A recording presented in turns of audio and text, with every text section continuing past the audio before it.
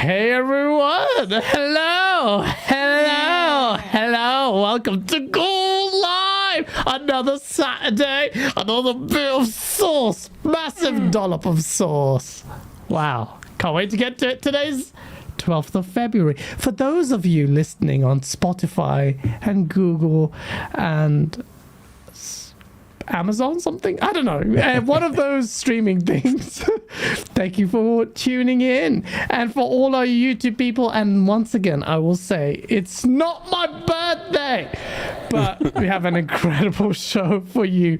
Incredible show, incredible panel, and you are lovely viewers. You know what the drill is. You know I have my little ritual before I get overexcited about the guests. I introduce my cohort, my friend who is doing something weird, the partner in business and crime. What are you picking up? More alcohol. It's Asa. How are you, sir? Yep, timing was awful. I thought you'd talk a bit longer. I was just getting a little bit of drink ready to get through the show. I got time for that, man.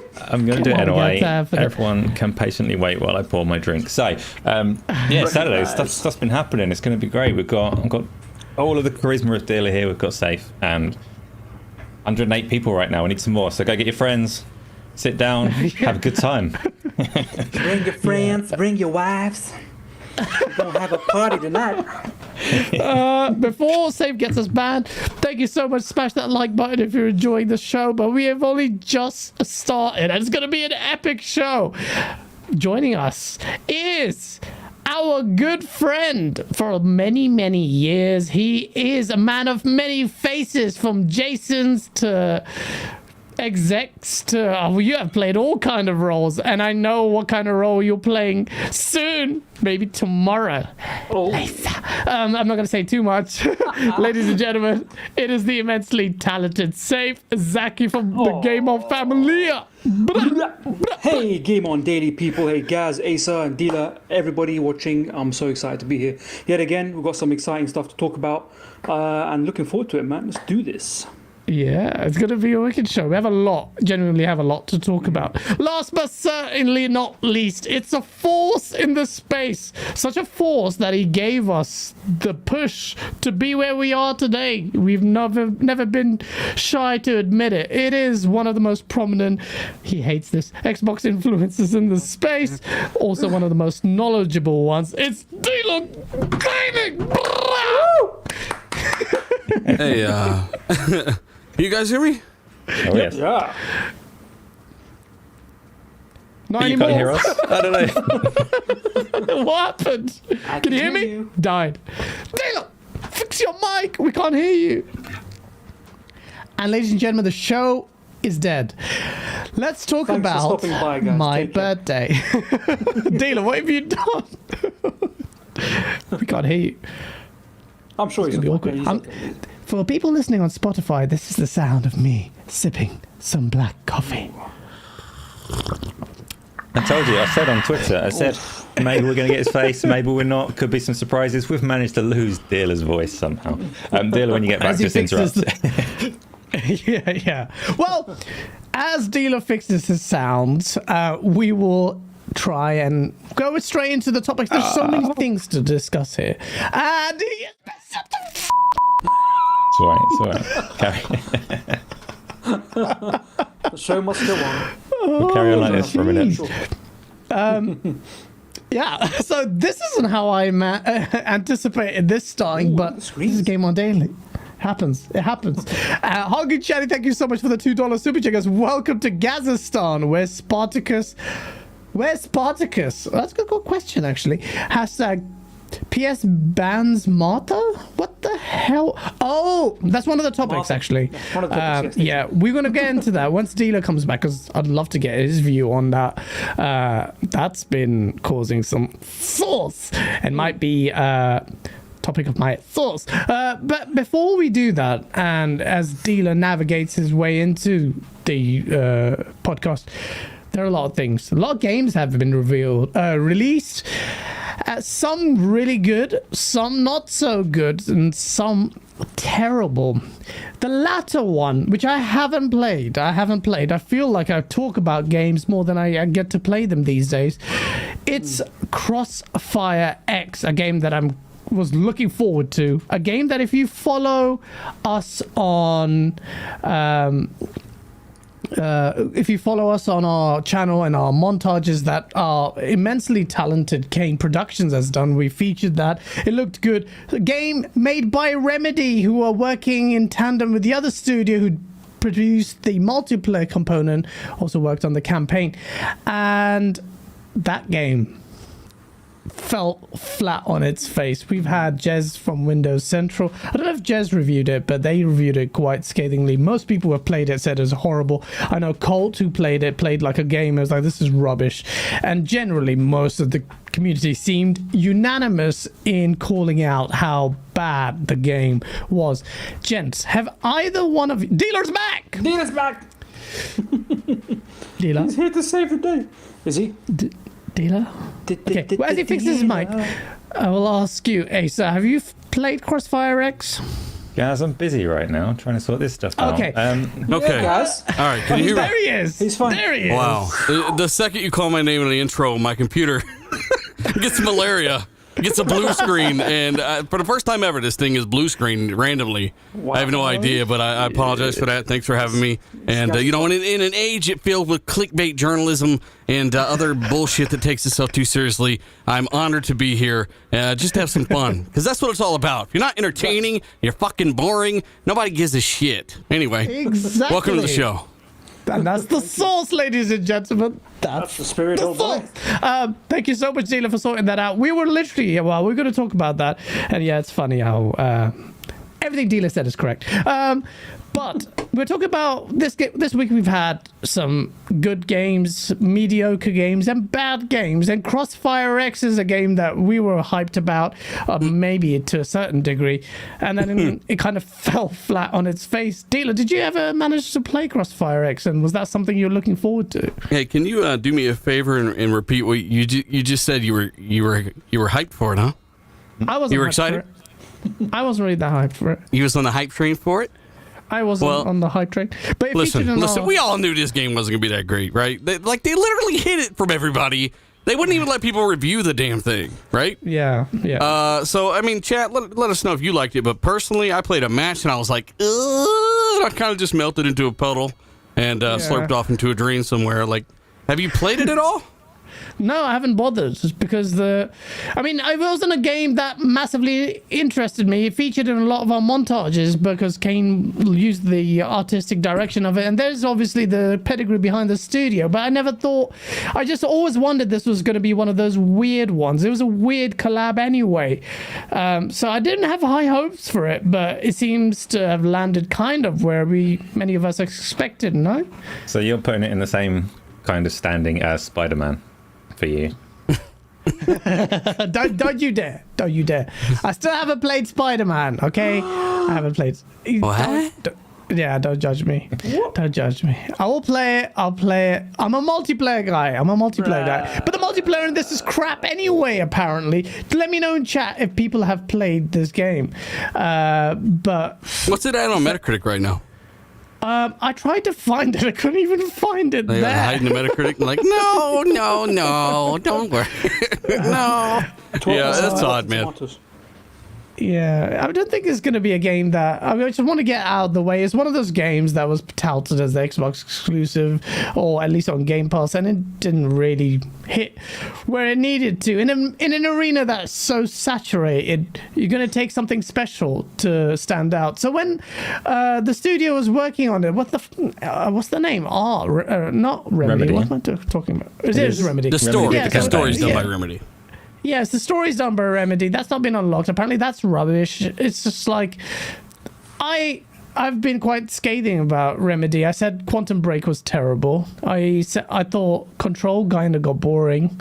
Why are you so negative right now, Gas? You're so negative. Well, I just... it's okay, Super Bowl weekend, bitch. Quit being so negative. That means nothing to us Brits, I say. It actually means nothing to me either. I'm excited for the fights tonight. That's the highlight, but... Yeah, I mean, Asa, tell me you've played this game. I know you have. Don't lie. I've not. I've had no time for it. Asa. I don't know. I might download it, but everyone's feedback is fairly scathing. So, if people in chat tell me, though. Yeah, it's like worldwide massive numbers, isn't it? And if people in chat tell me, "Nah, give it a go. It is worth it. You might like it," then they're lying to me. But I'll do it. Lying ass chat. Yeah. Well, let me read these super chats before we move to the next topic, because really, it's safe. I assume you haven't played Crossfire X as well. Nah, not interested. Next question. Okay, safe. Danny Passion Official, thank you so much for the $2 super chat. 3-hour drive left. Let the panel entertain me. Danny, you're in good company. We're just about to get started. Dark CMF, thank you so much for the $10 super chat. Huggy Channy, why did you say that name? Happy birthday, Tita Gaz, the man who started the whole craze.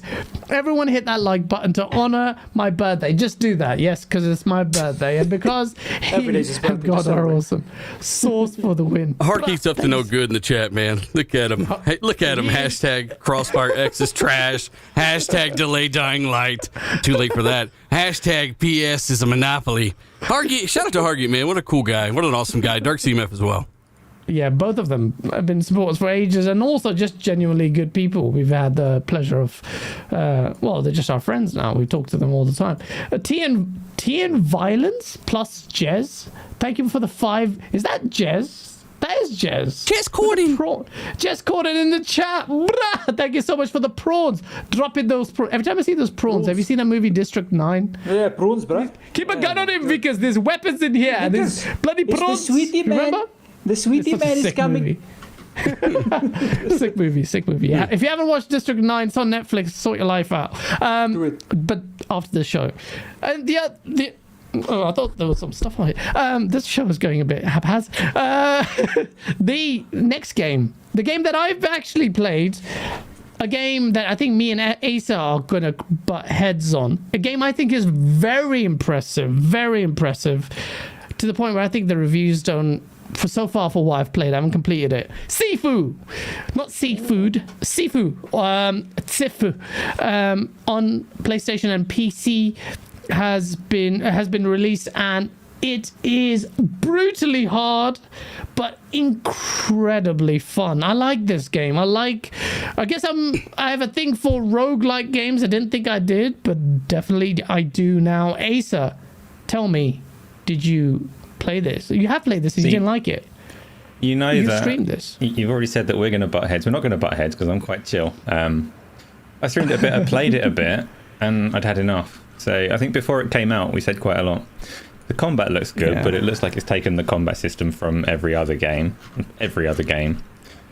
And we wondered if it would get repetitive. And now that I've played it, it has taken the combat from every other game. It's got a tighter parry window. But it plays the same as Ghost of Tsushima and Batman Arkham games and Spider-Man and all the rest of them. The control scheme is pretty much the same. Yeah. And for me... Are you sure? Like, I'm seeing blocks and all kinds of crap you can't do in Batman. It's the parry button. There's a counter button in Batman. It's the same. I think it's just very nicely animated. It's just got a parry timer. It is. It's nicely animated. And the combat isn't bad. And if you like that kind of thing and you like the tighter timing, and that's the key to the combat to me, you have to play the room and you've got really tight, punishing timing on the parries and things. But it does not respect your time, to me. It's very, very easy to jump into, and it's just the same problem that I had with Returnal. It's very easy to jump into it and go, well, I've achieved nothing. And even if you think, I've done well, I've managed to beat the boss, I've achieved something. Oh, but I'm a bit old. I'm going to have to go again. I also... the key core feature of it, where your character ages as they die, it's nothing but silly. I was really disappointed. I thought the way that you fight would mature as you mature, but it doesn't. Yeah. So you just go, I got kicked, and now I'm here. I'm 6 years older. How old can you get here? Like, are we talking 75? Walker and cane? You come back with a cane, or I don't understand. I haven't heard anything about that. So you come back with a monocle on and a old person's jacket, and you beat some ass. Like, how's that work? You get kicked in the face, you fall over, and it goes, you died, and then you stand up where you were within the same fight, a lot older. It's just weird. So it's like Gaz, every day is his birthday. He's going to die any minute now because of this, right? Exactly that. That's doing a Literally that. reverse Benjamin Button, just getting older every day. You mean normal aging? So normal life, yeah. But it is I play like- inverted, man. I don't know. Most people No, love but- it though, right? Like Gaz, you're already enjoying it. Most people on Twitter enjoy it. The reviews are really good. So why do you love it? I love it because the combat is unforgiving, but the combat is really refined. The animations, you really have to give a shout out to the developers for the animations, because it feels like the kung fu, whatever, karate. You're the black belt. You're probably going to berate me for my knowledge here, but whatever fighting style you employ here, it's so nice. It's just so smooth. It demands that you master the parry, the block, the fighting, and I've been recording it with a view to collating a video review as such, and there's so many set pieces. I keep finding myself pressing Alt F10 I'm playing on PC to record it, to record every clip of what I'm doing, and it's so smooth, it's so satisfying. And I do agree with you. The age thing is complete. That's a mechanic that was. All that means is you get older, you do more damage, but you have less health. And I'm like, well, I expected a little bit more. You know, maybe your taunt will change, but like Your credit score goes up. List. Yeah. Yeah, credit score. I mean, it's weird because if you got less health, you're doing more damage. It equals out to about the same thing anyway, in a way, Kind of. right? That's, I don't know. It depends, I guess, but yeah, that's weird. And when you beat the last boss, you get your pension. Finally, yep. You get let go 10 days before your retirement. No, but the level design is amazing. The character voices are really cool. The animations are sublime. They're so good.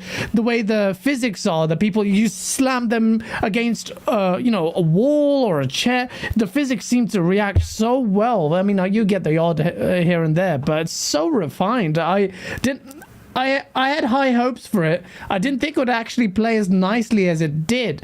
So, so it's generally, I'm very happy with Sifu. So, I find it doesn't respect your time. It doesn't. Yeah, so you're right. I've gone into like the third museum level, and like I have to restart again because. Yeah, the game doesn't respect your time with roguelikes. They need to get that right. You get shortcuts and you unlock them afterwards, but you have to devote some... I just don't have that much time. Like, I want to dip into a game. Like, I was playing Dying Light, did a mission, turned it off, go back and quick resume, boom, I'm back again. And in the modern day, I don't know how feasible this is. Devs need to stop doing that. But it's, like Kay Asante says, it's a great and punishing game. It is very punishing, but when you become, it demands you get better, and when you do, you feel like a boss. And it's got proper old boy vibes if you've seen that movie, because it's got... Yeah. Someone mentioned the Daredevil sequence in the corridor, but that was inspired by Old Boy first. So watch the original Korean version of that film, because it's unbelievable. And a lot of the sequences I've seen of the game are reminiscent of that. So it does. And the Raid Redemption. It's literally the Raid Redemption stuff. Yeah, and you pick up like weapons. Sleeping Dogs a little bit as well. I guess maybe the combat is like that. Yeah. Like context sensitive. Yes, it is like Sleeping Dogs. Tables and shit. Yeah, so it is. You smash the tables, throw over ledges and stuff. There's a video actually on YouTube that was recommended by the algorithm as comparing Sleeping Dogs with Sifu. So it's a good game. It's not coming to Xbox, I don't think. I don't know if it's timed exclusive. I doubt it will. I'd be surprised if it doesn't. The studio did other games, Absolver and things that were timed. Okay. So it's not necessarily going to be soon, but it'll come at some point, I would think. I'll wait for it to come to Xbox. Yeah, wait for it to come to Xbox. I'm playing on PC. And it's just a lovely game. Things to fix on it. But yeah, if you don't just write it off if it's just on PlayStation people. I can see you in chat. Someone's getting a bit messy. Curiosity though. When you say things to fix, what needs fixing? Because it's not like buggy. It's not one of these releases that's got a lot wrong with it, is it? No, I think. What can you fix in that? I mean, in terms of like. Sorry, Saif, what are you saying? I was saying, can they patch the parry window, for example, make it more forgiving or? Well, the big thing I was just going to mention in my review, which I find absolutely infuriating that the game does a lot of, is the obstructive camera. It just gets stuck behind things every someone time. just said in the chat as well. Yeah. Camera's Someone said in chat. Yeah. Shad. So the camera's janky. I had a fight with the boss. I had so much health, and I was young, and it just started smashing me up in a corner. I couldn't even see what's happening. And it happens a lot. It happens through the camera's really janky. They need to fix that. It's actually quite bad. You're constantly fighting the camera, I feel, other than the fixed sequences. So that's another part of the game. It needs to be fixed. So yeah, there's that. But other than that, don't write it off. It's saying on an 80 meta, but it feels like one of those kind of games that, like Returnal, was very divisive, but I really enjoyed the vibe in it, and the vibe in this was really positive. So but each to their own. Some people may not like it at all, but yeah, it's one of those games. Luckily we have so many to play with. Let me read these super chats. Poxy 1973 member, thank you so much for your membership, because happy birthday, guys. I'm just gonna accept it. Stockholm, yeah, thank you. Should be a great show. Drop the sauce. I will drop the sauce. Thank you, Foxy. Thank you. Danny Passion Official, thank you so much for becoming a member of the GameOnDaily. That sounded like a prayer there. Call to prayer. Yeah. Thank you so much, Danny. I've seen you in chat. He's a little director himself, I understand. He's been giving me tips on in the YouTube comments about how to, we would go 3, 2, 1 action. You're not supposed to say 3, 2, 1. You're supposed to go straight to action. It's apparently we've been making that mistake. He saw the outtakes. He figured it out. Thank you. Oh no, it's Alex. He's in the chat. Thank you so much for the $5 super chat. Nice of you to grace us with your presence. He says, look at these fanboys. Smells like I'll be making another video. Back to Lost Ark for me. This is not MBG's stream. Come on, man. This is GameOnDaily. You ain't gonna find any of this. Yeah, I don't think anybody's concerned if you're making a video or not, honestly. But yeah, I mean, honestly, look, Danny, the last thing we need you doing is telling people how to direct shit in the comments. No, I'm just kidding. Shout out to Danny. Danny, you never told us where the hell you're going for 3 hours. Where's this 3-hour drive you're on? You left us in the dark. That's a long drive. Danny, you're there in chat. Please don't park your car if you're texting. I can't talk. Responsibly. I'm drunk. Yeah, that's the one. Fire Shadow, thank you so much for the $5 Australian. He goes, high five to GameOnDaily, fist bump to Dealer, and $5 for Gaz's birthday. G'day, Fires. Ooh-wee. Thank you, Fire Shadow. You don't need to ask a gaming question. Don't say happy birthday, man. That's your money you're spending. Thank you. Thank you so much for that. You're very generous.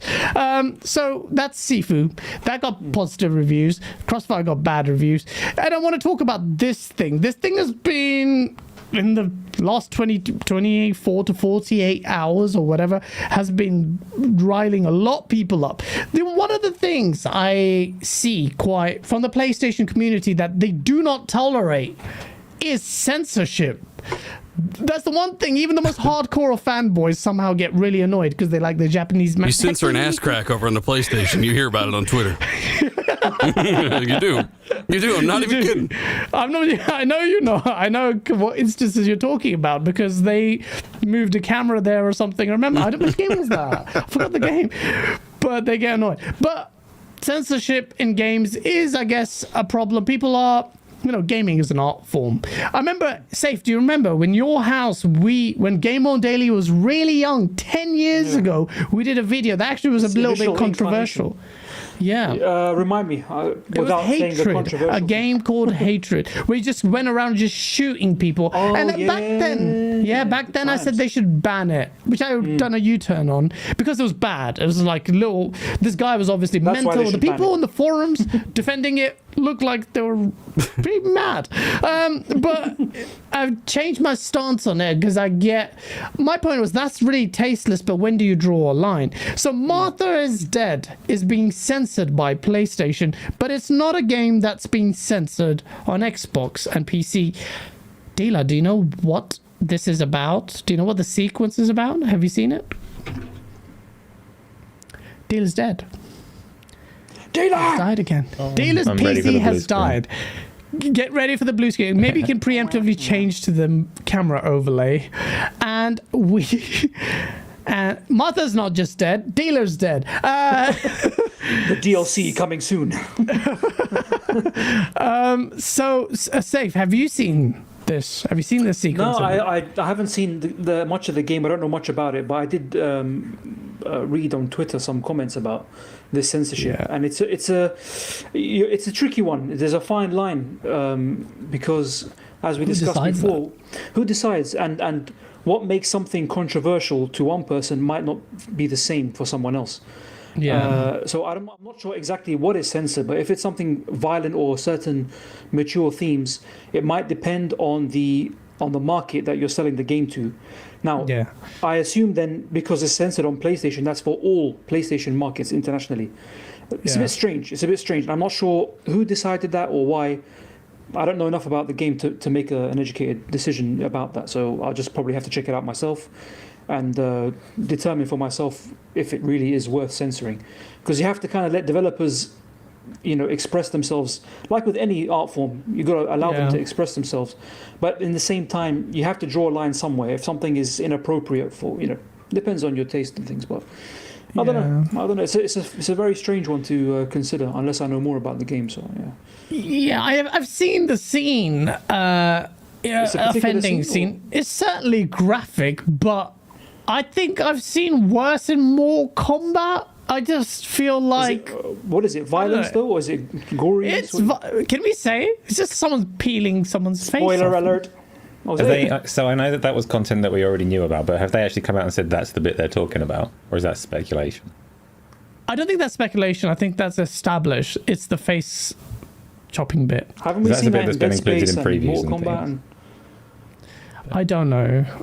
If someone chat, tell us if you've just spoiled it. But it's not even a major thing. That isn't confirmed to be censored, says Afropunk. I don't know if that's the case, if that's the offending one. But that there's another game, I forget the name now, of which got censored on PlayStation but not other platforms, and it's a tricky one with gaming. But you know me, the source, come on, we are all for freedom of expression. We understand the nuances in discussion, particularly in light of modern Western, discourse on these things and politics and blah blah blah. But for me, it's always been let the art form breathe, and if it offends you, then don't play it. And I know it's more, there's a lot more to it than that. But I'm not a fan of spoilers. No, Doxy, censorship. You just put me off there. But Han Solo, thank you for the $2 super chat. So this is what he's alluding to. I haven't played Last of Us 2, so you just spoiled it for me. But spoilers. Thanks a lot, Han Solo. But it doesn't matter. It's a bit late now for me to. By the way, I haven't seen Spider-Man yet, so nobody say anything. I know all the spoilers already, thanks to Twitter. But don't say anything else. You actually not played that yet? Movie? You haven't seen Spider-Man yet? No, haven't seen it. What the hell was wrong with you? In it. Yeah, but see, Last of Us 2 had some people said that is raw. Like, I've seen the scenes. I haven't actually played the game yet. Bless you. But thank you. That was a cough. But okay, take back my blessing. Okay, no, I'm keeping it. But yeah, so it's complicated. But the solution? Buy an Xbox. But yeah, I'm not a fan of it. And Methuselah, thank you. That's a good point. And I should double back on that point. Thank you so much for the $9. We've got people from all over the globe. Nice, from New Zealand, mate. And I don't even know what the accent is. I don't know why I did an Australian one or whatever that was. But I think adding parental controls should be enough rather than censor. But then again, remember... Okay, I didn't even want to say that word, but yeah, I don't remember what that game is, but that's pretty raw. And also, what came to mind, Methuselah, as I was reading your super chat, remember that Call of Duty level where no Russian? Is it? Okay, I'm going to admit it. I enjoyed that level because it's fun. It was fun. It's just like, it's like you do the same thing with every game. It's just that they set up a context and you're like, come on. Yeah. It wasn't even like there were kids and stuff in there. That would be too messed up. But they were copy and paste really NPCs, NPCs. Cannon fodder NPCs, yeah. But you do that in GTA 5 all the time. You do in GTA, but you have to consider the tone of the game as well. Because true. Call of Duty involves certain themes which might be controversial, which is terrorism. So in that particular instance, that was a terrorist act, and you're kind of an undercover agent or whatever. Spoilers, sorry guys. And whereas in GTA, it's supposed to be kind of a playground where you just do crime. It's like a kind of cathartic experience. You just go around messing up things and blowing things up and doing crime and all that. So it depends on the content, on the theme of the actual game or film that you're experiencing, and it can change the whole entire thing. That's a very good point. It is really the tone and what that is. So that I haven't played, or I don't know what Martha is Dead is about, but it's supposed to be raw. I bet you Martha dies at the end. I have a feeling. Yeah, that's a spoiler right there in the title. I turned Atmos off. I don't know what's happening, but something's triggering my display, eARC or something, to shut off, and then it'll flicker, and then a blue. I don't know. It's never. It's a good thing it's happening now, at least, right? Because I'd be super fucked on Tuesday during the show. But honestly, I hate that it's happening at all. But hey, it's gotta be worked out somehow. What were you talking about, Gas? I'm sorry. No, it's not all good. It's Martha's Dead. It's been censored, and we were having a chat about whether that's good or not. What's your view on censorship and things like this? I think that it should have an M or an A on the case for a reason. Okay. And if you're mature enough to play the game, then you should probably be able to play the game. And if it's not for kids, then kids shouldn't buy it, so it should not be sold to children. Yeah. Isn't that how the damn video game rating system works? Like, hey, E for everybody, T for troglodyte. Like, okay, then you got M for mature, and of course adult, which you never see. And if it's a rated M, then follow the rules, sell it to whoever the hell wants it, stop censoring stuff. Why is PlayStation censoring it? They got the weirdest shit ever over there. Yeah, it's true though, isn't it? I mean, if you think about it, like some of the stuff, like in Persona and some of the themes and stuff in these games. It's weird that they're getting the censored versions of these games. I think these corporations should stay out of it. And if it applies and passes the ESRB, then it should just be sold as any other game. Yep. Fully agreed. You make a great point. If it's an adult, it's rated M. So why are the companies stepping in? We talked about this didn't we, Asa, about the whole this very different context, but companies standing into like cross bans between platform. But if you extend that kind of logic to games, like these companies micromanaging what's. We did talk about that, but when we were talking about that cross-platform bans and things, what we said was that companies should have control over their own platform. That's fine. It's their platform. They can do what they want with it. And they can't reach beyond that. PlayStation are not reaching beyond that. So they've got their set of policies, and they're going to have some set of policies for games that can and cannot be published, right? They're going to say you can't have your Nazi propaganda game or something like that. And they're going to outline a bunch of things that are or are not okay. And something in this game breaches one of them. If you're applying rules, you apply the rules. And if you start making case-by-case exceptions, it gets very difficult. So I suspect there's something written out quite clear and concise that Martha is Dead is kind of in breach of. I'm not saying it's like a Nazi propaganda game, right? It's probably hurting children or something like that. Don't get it cancelled. Yeah, right. But it's probably something, I mean, I'm assuming that one of the characters in Martha is Dead is a child. It might be Martha, it might be whoever Martha is related to, and it's probably something around that. And I don't know because I've not played it and I've not really followed the game. But Sony are going to have a set of rules and they're going to apply them. And if you don't like them, there's Xbox and, of course, there's PC. And PC is an open platform, so you can go find anything you like, but not necessarily on Steam. They also have policies. Xbox have policies. Nintendo have policies. We know they have policies. I think it's just, what we're talking about really is like, it's a weird policy. Yeah. You know, like if the game is, just let the game be rated. What is it in the game that is causing that though? Like what policy is being crossed? Do you think? I don't know much about the game. Right? So Safe and Gaz while you were dropped off, they were talking about a Call of Duty game where you go on like a mad rampage and massacre. And Gaz said, "Oh, it wouldn't necessarily be okay if they were children." And if that's crossing a line for Gaz, it could well be. That's what made me think maybe this is something to do with children. Like maybe that's frowned upon in society, hurting children. I don't know. I'm all right with it, but. There's a message that pops up at the main menu. You may curb stomp several small children in this game. Are you okay with that? That's what Modern Warfare 2 did with the airport scene. But yeah, I mean, I guess you got a point there. It's just It's kind of weird, I guess. It's a tricky situation, but I'm surprised that Microsoft are not down on that as well then, right? Yeah, surprising their policies don't align, but... Colt said it's a scene where someone's face gets cut off with a razor. So again, I don't think there are other games that do much worse. That's speculative though. Somebody else is saying in chat that's not confirmed. That's what community have assumed is the problem, because it's the worst thing that they've currently seen from the game based on previews. Well, I went to the DMV today. That ain't shit. All right, I can handle a lot more than a razor blade face cutting. It's not a big deal. But I mean, some people, I guess they want to police the store in that way, and they want to decide what's too much for people instead of letting people buy their kids the game if it's rated M. Children can't buy this game. Adults are supposed to be the ones that can buy the game. Why limit what these adults can do under that same classification of M? I don't agree with that. Yeah, I don't agree with that at all. You're not old enough. You're only 37. You know, like it's where do you draw the line? You know. Thanks, Sony. Thanks for telling me what I can handle.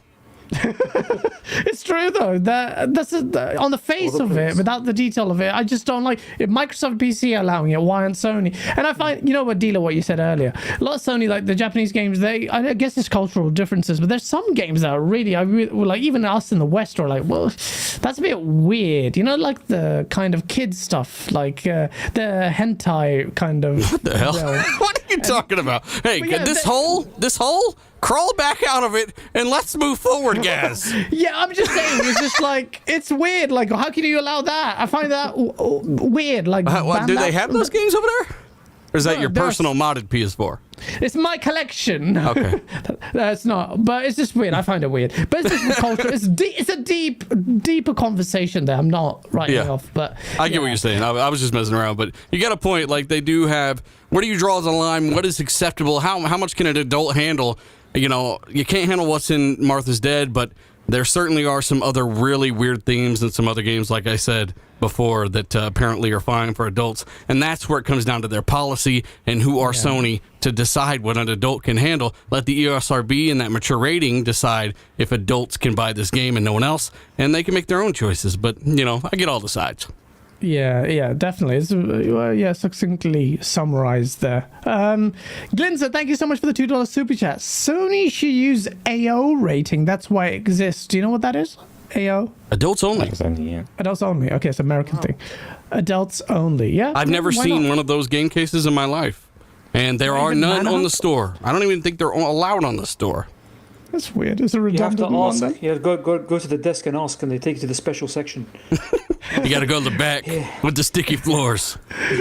Oh, God. Heard of that GTA mod? Check this out. Follow me around back. And moving swiftly on, Doxy, thank you so much for the $5 super chat. Once upon a time, there was blood in the EA NHL series, except on Nintendo. Oh. That's interesting. Oh, back old school. Don't make me go old school. But yeah, that's Nintendo. That's different. Imagine this was on Nintendo and allowed. Danny Passion Official, thank you so much for the $10 super chat. Very generous. Gaz, the tips I gave you were a secret, but you posted them publicly on YouTube. Dealer, my drive today is a 6-hour drive to film a few commercials tomorrow. I need your help. Holy shit. I would ask you to help me, but you don't have a camera. Big facts. I like that, Danny. Doxy, thank you so much for the $5 super chat. He goes, and ambulances used to roll into the field in Madden. Are you sure it's Madden you're talking about? Because it sounds like GTA to me. Shout out to the 340 people watching. Smash that like button. I should have actually explained to you the structure of the show. At the end of the show, the final topic is going to be the big one on the Call of Duty exclusivity, because that's the meaty one. I think we have dissenting opinions here, a lot of speculation, I guess, and I want to get Dealer's brains on this. But before we do that, there's so much news breaking in. Infinity Ward is working on the Modern Warfare sequel, and I know, Dealer, you are a big fan of it, so am I, of Modern Warfare, the latest one. Confusing naming here. Not Cold War, but the one before that. Just say that. Yeah, not yet. What he said. And what's weird, well, it's exciting. I've always held Infinity Ward, the old one, until they left with Western Zampella to set up Respawn. But Infinity Ward, to me, were the best COD studio anyway. And they delivered Modern Warfare, which was the one before Cold War, which was amazing. This new one, what I find weird is that it's a battle royale game that gets a sequel. We very rarely see games as service like that get a sequel, so there's that. And then secondly, I find even more weird is the fact that apparently it's being built on a new engine which will be used for the new Warzone and the new COD game. What's your thoughts on that? Who, me? Yeah, this is exactly what I said would happen 3 weeks ago or 4 weeks ago when Ram was on the show. I said they would start over. There would be a clean break in technology, a new engine. They're going to come out Warzone 2, and I expected this. But you know what? I don't care as much about the Warzone 2 thing. Obviously, it's going to be integral and very important to everything they're doing going forward. A massive appeal. They're going to bring it to as many platforms as possible. But I want that Modern Warfare 2 campaign. Because Modern Warfare 2019 is not a remake of the original. It's not really even a reboot. It has nothing to do with the original Modern Warfare. It's its own thing, and I think it's the best Call of Duty campaign ever. They're one of the most innovative as well, and I'm looking forward to Modern Warfare 2, number 2, which is, it's just, the naming's all messed up on these. But I expect them to be quality, man. I'm actually friends with a developer over there at Infinity Ward working on this, and he's super excited for everybody to see this game. You know, that's basically the most he'll say. But, yeah, I mean, they got high hopes for this. So they do, because they say, and normally you'd say this is marketing speak, but the way it came across it, they said this would bring a massive evolution of the Battle Royale formula in an all-new play space and a new sandbox mode. They seem to be quite hyped about it, and I'm quite intrigued to see what that will be. Safe chat. Did you ever play? We never play multiplayer games enough together. The last thing we played was Halo, but that's dead now. I'm just kidding. Chat. Safe. Are you a fan? Did you play Modern Warfare? I played Modern Warfare, the original version, but I haven't played the remake, reboot, restart, retry. I haven't played it yet. I lost interest in Call of Duty games, but I really do want to play that. I have much more interest really good, in that than I know. It looks really good, and the campaign. I heard so much about it. I saw so much gameplay. It looks awesome. So I definitely will give it a go. I think you can probably find it very, very reasonable prices now. So I'll definitely check it out. And if a sequel's coming out and dealer says it's going to be good, then I trust your word, sir. I trust you. Play that 2019 Call of Duty Modern Warfare campaign, man. Definitely will. It's good. The graphics are insane, even today. I'll tell you what I saw that I found interesting. Just to go back kind of briefly to the previous topic. Apparently, you can shoot a baby in a crib, which is a pretty horrible thing to do. But the game automatically game overs you if you try and do that. I think I've done that. I think I've seen that. And then if you keep doing it, it asks you what's wrong with you. So what the fuck? Seriously, dialing 911 now. Fucking calls the cops on you. Just to report you to Sony's policy division. Yeah. And then Sony was banned, system banned. Boozy the Clown says COD's been shite since original creators left. But no, 2019 does not have Vincent Zampella there. And it is incredible game. I mean, this is the game that, even its multiplayer is decent as well. Obviously, the Warzone Battle Royale I spent hours on that as well. So it's really exciting to get this on a new engine as well. So you predicted this as you do. You're always ahead of the game with the tech stuff. So, Dealer, can you just kind of fill me in? Because I'm not tech-minded. You and Asa are. Does this represent a move away from last gen? There's going to be a new engine actually capitalizing on next-gen tech. Is that what you're saying? Well, I mean, you heard Microsoft saying that they wanted to leverage Switch. They wanted to do things. I don't know how high and low this will scale. Unreal Engine 5 is built to scale all the way from mobile all the way up to the highest of the high end. So just because it can scale doesn't mean it's not leveraging next generation tech. I would say that they're gonna do what they can with the hardware they have at hand, and I think it's gonna look absolutely fantastic. Other than that, man, I mean, it's business as usual. Now that you have this break in technology, you know, everything's running basically PC machine language. You got to code things for each platform still and do some optimization. But at the end of the day, at least it's not Dying Light that has an infinite death loop bug. Oh, yeah. It could be a lot worse. Yes, I was going to actually ask you this before you dropped out, because I know me and you have been playing Dying Light. Can you just let people know what you're thinking about? I know you can check out an RDX anyway, but what are your thoughts on Dying Light 2? Because I know Splinter Zorka doesn't really like the story at all. Well, depending on the game, Zalker don't care about the story, or it's not about the story, or it's just the gameplay that matters. No, shout out to Zalker, but I mean, personally, the story is what it is. It's nothing special, but despite that, I'm still, I guess, having a good... Like, here's the deal. I got almost 30 hours in a playthrough. Infinite death loop bug, right? No fix. As of right now, even if they fixed it tomorrow, which they said they fixed it in the last patch, didn't fix it. Everybody's still complaining about it. Mine's still broken. The co-op still doesn't work great. They said they fixed both of those things. Even if they had a patch today, it takes a week or more to get through certification on Xbox. That's a week more that I can't play my single player in Dying Light. So I've started over, and you know, this time I'm obviously going a little faster and doing things better. But at the end of the day, I'm having fun when I'm in the game. I just wish the co-op would work. I can write off some of the bad story stuff. You take everything. It's like when you buy a car. You don't just buy it for the engine or just the tires or any of that stuff. It's the total package, right? And what you're kind of trying to get out of it. And unfortunately, I can't get the co-op out of it, but I can play it in single player.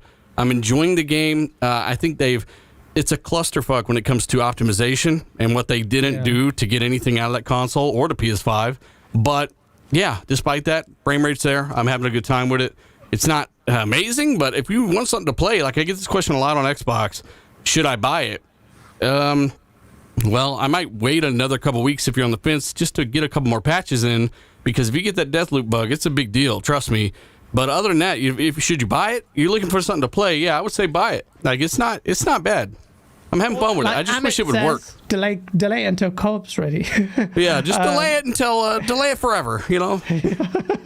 No, but that's a good point. I had bugs on it as well. I had to restart the game. The audio bugs just killed my ears, and I had to restart the game. The game is really good fun though. I find the story okay, but Zorka tells me it gets worse later on. I don't know. But the co-op is, we got the review copy. We have a review video coming out. It's been taking, there's a lot of, you know, big games like this take a while to review. So by the time I release it, no one's probably going to care. But the thumbnail's ready, so maybe we'll do that. You're part of the way there. Yeah. But yeah, so yeah, that's gents. Asa, you haven't played it, have you? Because I was going to palm off the review code to you. I played it a tiny bit. I played it on the PC with all the fancy settings, and I got to the very first house in the tutorial with all the ray traced lighting. If there's no window in the room, you can't see a thing. And I was just like, what am I doing here? And it's like in the options menu, it says, do you want your flashlight to use ray tracing? And I'm like, yeah, but I don't have one yet. I can't see anything apart from little indicators that say you need to search things. There might be a wall between you and it. There might not. Good luck. And that's as far as I got. You notice that tutorial area is about 2 hours long for most people. That exact return window on Steam. Yeah. There you go. You make use of it. Just speed run the tutorial and return the game if you don't like it. It takes an hour and 11 minutes to speed run it. Did it on my second time through. You haven't completed it, have you? Bro, I've got to. I'm like another 15 hours in on the new playthrough. Like, yeah, I had to start over. Jeez, I thought you meant you completed it. I was like, what? Uh-oh, I'm about to crash. I'm about to crash again. It's happening again. No. Crap! No. Actually, I can still hear you guys. This is something that's different. Oh man. Okay. Oh, I can do the show with my TV, with my display off. I'm good. Okay. But if I disappear, you know what happens. Yeah. Well, I was going to say to you, this is the bit where you might not have much input on because it's Nintendo Direct. Are you a Nintendo fan, Dilo? If you're still there. No, I'm not. Well, okay, you can disconnect now if you want. See you later. No, don't go anywhere.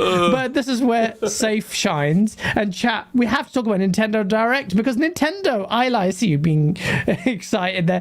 Nintendo you know what? I didn't watch the Direct. I watched it just before the show. I'm like, what the hell? 2022 is the year of Nintendo, because there are some mad games coming out. Games that I probably won't even play. I'm getting excited about because time. But Xenoblade, let's go through this, okay? Xenoblade Chronicles 3 is coming out in September. I didn't even know what it was going to come out this year. What do you think, Safe? Well, I mean, I think it was announced to be coming out this year, but that was the first footage we've seen, I think. It looks really cool, but there's quite a lot of games.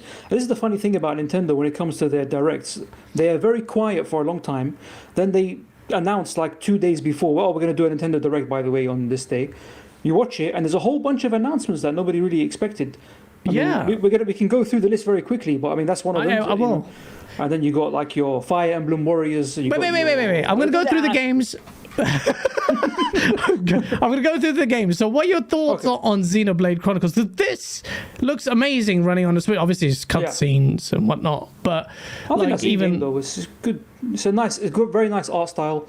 They're very popular games. I've got the first one, but I've never actually played it. I've got it on the Wii, and I just bought it because I found it and it was like, I'm going to keep this for, whatever you call it, just for my collection. But I mean, people love the series. It does very well, and it fits Nintendo. It's nice to have it on the Switch as an exclusive. So that's going to make a lot of people very happy. It looks fantastic as well, and I mean, look at the graphics, man. They're really good. The art style's really great. The Switch is holding its own for quite some time. Obviously, I mean, I really watched this. I really liked it, and I was thinking, do I need to play 1 and 2 to even understand what's going on? Nintendo fans in the chat, let us know if I need to play 1 and 2.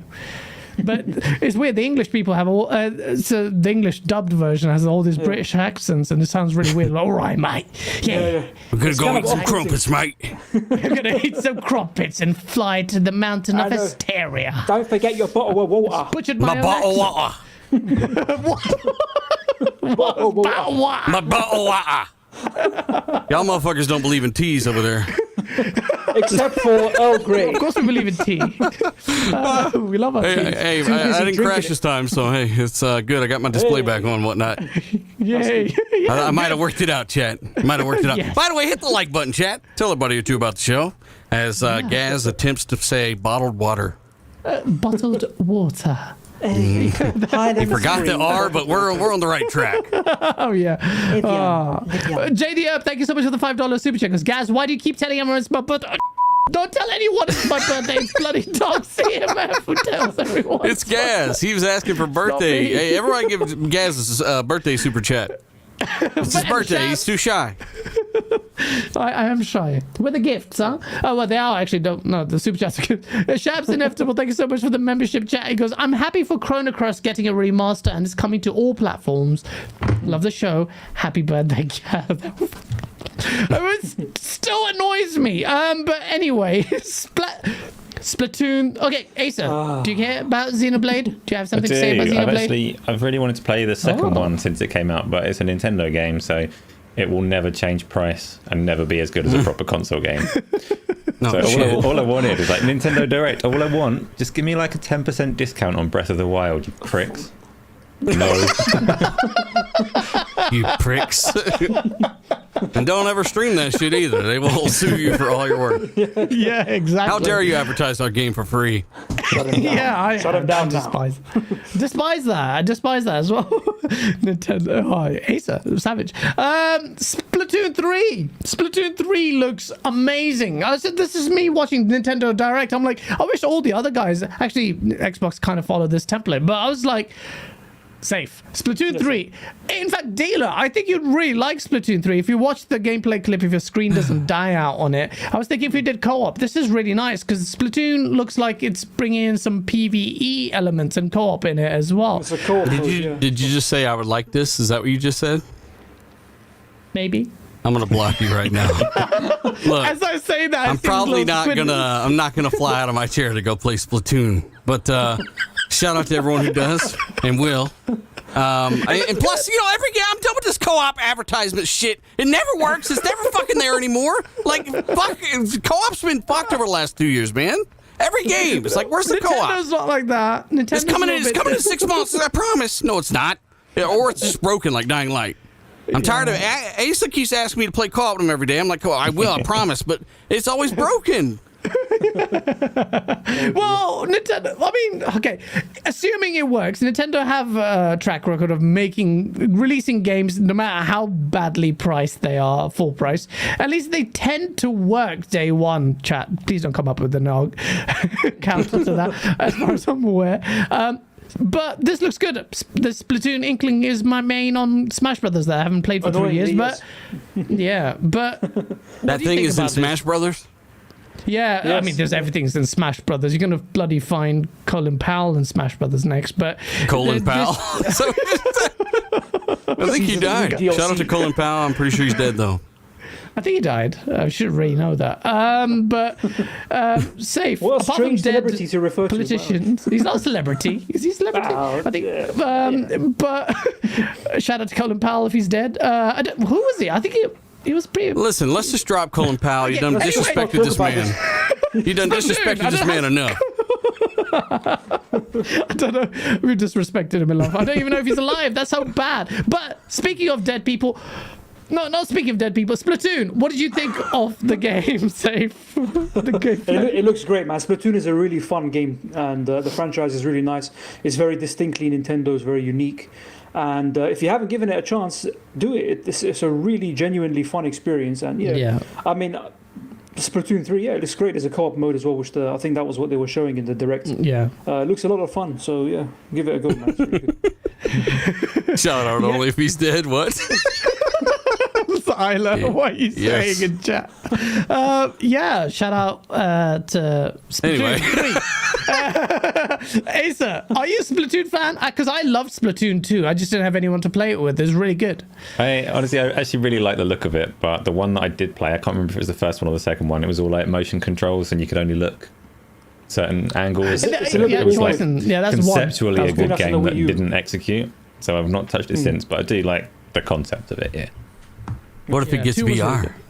Well, I'm all over it if it gets VR. I'll be like, it's paint in my eyes. Covered in ink and ectoplasm. I saw you on that omnidirectional treadmill. What the fuck, running around? It looks crazy, man. Like, it looks insane. Mm-hmm. Where'd you? How much was that thing? Plenty. We'll talk about that another time. Okay. I'm sorry, Chet. I tried. $900. I know that's what they all wanted to know. Anyway, I think it's around about then. I checked it on the internet, so it's quite expensive. It's almost $1,000. But yeah, you want to do cardio? You paid for a very expensive VR treadmill. Hey man, it's that or treadmill. Treadmill's more expensive, like a good one. So that's not a bad deal.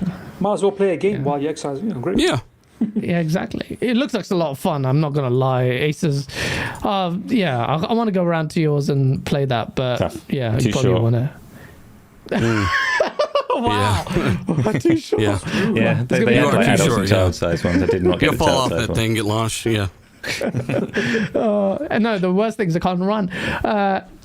Huggy Channy, thank you so much for the $5 super checkers. For those wanting to wish Gaza you have to immigrate to Kazakhstan, where every day is his birthday. You can immigrate by clicking the join button.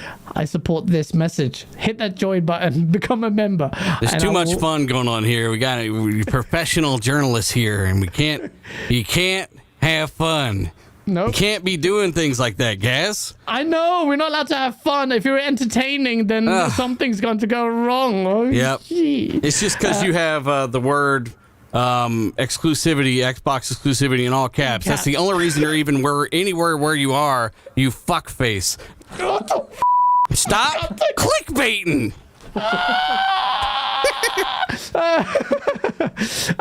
That's a shout out to all the salty people who keep nattering in the background about why. You know, when we start to get big, people start getting a little bit salty, and this is aimed at them. And this is generally in life. If you start to get a little bit of traction, people get salty and they want to deflect. And we've been hearing they want to make excuses for their own shortcomings, and they want to do that by saying you're doing some. Look, you could have the most crazy fucking headline every show. Yeah. That's not going to make somebody click that subscribe button. They're going to go and look at see what the fuck you're saying, and then they're going to hit that subscribe button. So, at the end of the day, man, it's the same reoccurring pattern of people making excuses for themselves that don't understand that they're on a platform like YouTube, and you need to compete. And you need to be a little bit more entertaining, because I ain't trying to go to a funeral every time I watch your show. Oh, sauce. I just 100% agree with him. That's what YouTube algorithm only pushes people who retain views as well. So clearly people are staying there. So, and ultimately, you look, just generally in life, you're going to get haters. And we just hit the 10K mark, and then already, and it's just like, and we work really hard. We work so hard to do what you're doing. You can read a lot harder than the people hating. Yeah, 1,000%. 100%. And if you think we're doing something wrong, come say it to our faces instead of going wah, wah, wah. Anyway, I dare ya. I like the Soul Stealer drops. Straight to the point. And on that note, Mario Strikers Battle League. What the hell? Another Mario game, and this one is a football game, or soccer as you say in America, and it looks so much fun. I'm sorry, how did Nintendo do this? Because they've... Okay, Dealer, you'd like this game. Come on, man. This is like Rocket League. Look, last time I looked at the screen when you said I liked it, it was a little paint dude turning around. I'm tired of this shit. What? Look, what is this, Mario Soccer? Yeah, wait.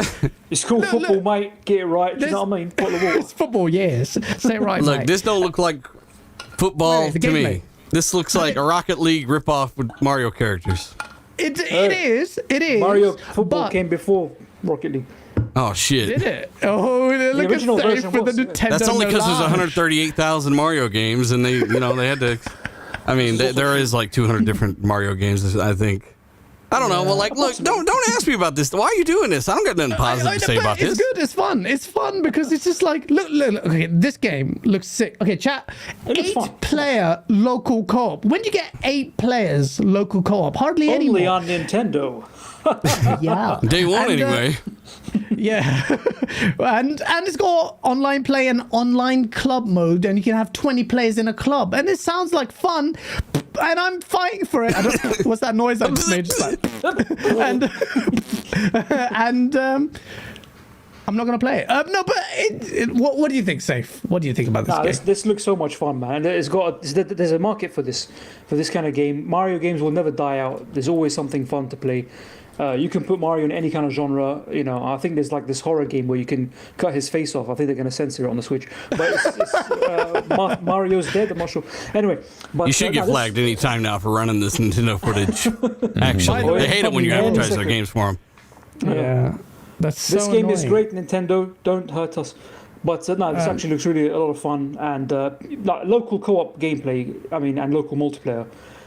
It doesn't get better than on a Nintendo console. I'm sorry, I don't care what other consoles you play, but nothing beats these kind of experiences. Your Mario Karts, your Mario Tennis, your Smash Brothers, and all that. And now you can add this to the list. This looks fun, man. Look how fun it looks. It's so colourful and vibrant. It's always colourful and vibrant. A surprise from Nintendo Direct was the fact that No Man's Sky, which I still haven't played yet since the initial, fuck you. is coming to Switch. Oh, wait. Fuck you, mate. So, You're about to get bored, mate. it looks better than FIFA and nowhere near as good as Rocket League. Okay, carry on. But Shabs in the chat says there's no voice chat. Is that true? Because that's totally Nintendo. There's no voice chat. Well, of if course you're playing isn't. local multiplayer, you're on the same couch. You don't Look, some people have real low voices, Safe, okay? They can't hear them over across the room. You need a headset on. So is there no online? Is there no Pass online? the ball. There is online. There's Pass online the ball, play. bitch. Yeah, I There is mean, online. so is there not no voice voice chat in the chat. multiplayer? Because Nah. Nintendo, this is why Nintendo is Nintendo tried to shit. get Mike Ybarra years ago. Because they're like, we need some help. We're stuck in the fucking Stone Age right now. Like, This is the thing with Nintendo. they've got to do something with their online network. Yeah, It's I a think joke, you can man. do Isla said it right. I think you can use the Nintendo phone app, which is a very strange thing to do, just to get Oh my voice God, chat. no, But again, crap. I don't play Nintendo games for online voice chat. I play with my family. That's because you can't. I guess so. Look, let's say you and Gaz wanted to get together, right? And play some Mario Soccer Feet. Well, Valentine's you Day can't coming even soon. talk. This is a feature from 2001. Yeah, I know, it's stupid. And then they charge you for it. And it's like £4 that comes out my account. I'm like, why am I paying for this? I know it's just the price of a coffee. Because we here. ran your internet connections through an Arby's Wi-Fi signal to group you guys up. Like, this is like T-Mobile dedicated internet or something, and they're charging you for it. It's worse than PSN in 2007. It is. And if you play the games like Smash Brothers Online, we had the tournaments early on, and the netcodes were always rubbish. They were rubbish, the tournaments. Hey, Emmett says they just got Bluetooth last year. They got Bluetooth last year. What a surprise. And Bluetooth 2.3. Yeah, it's just they need to step it up, man.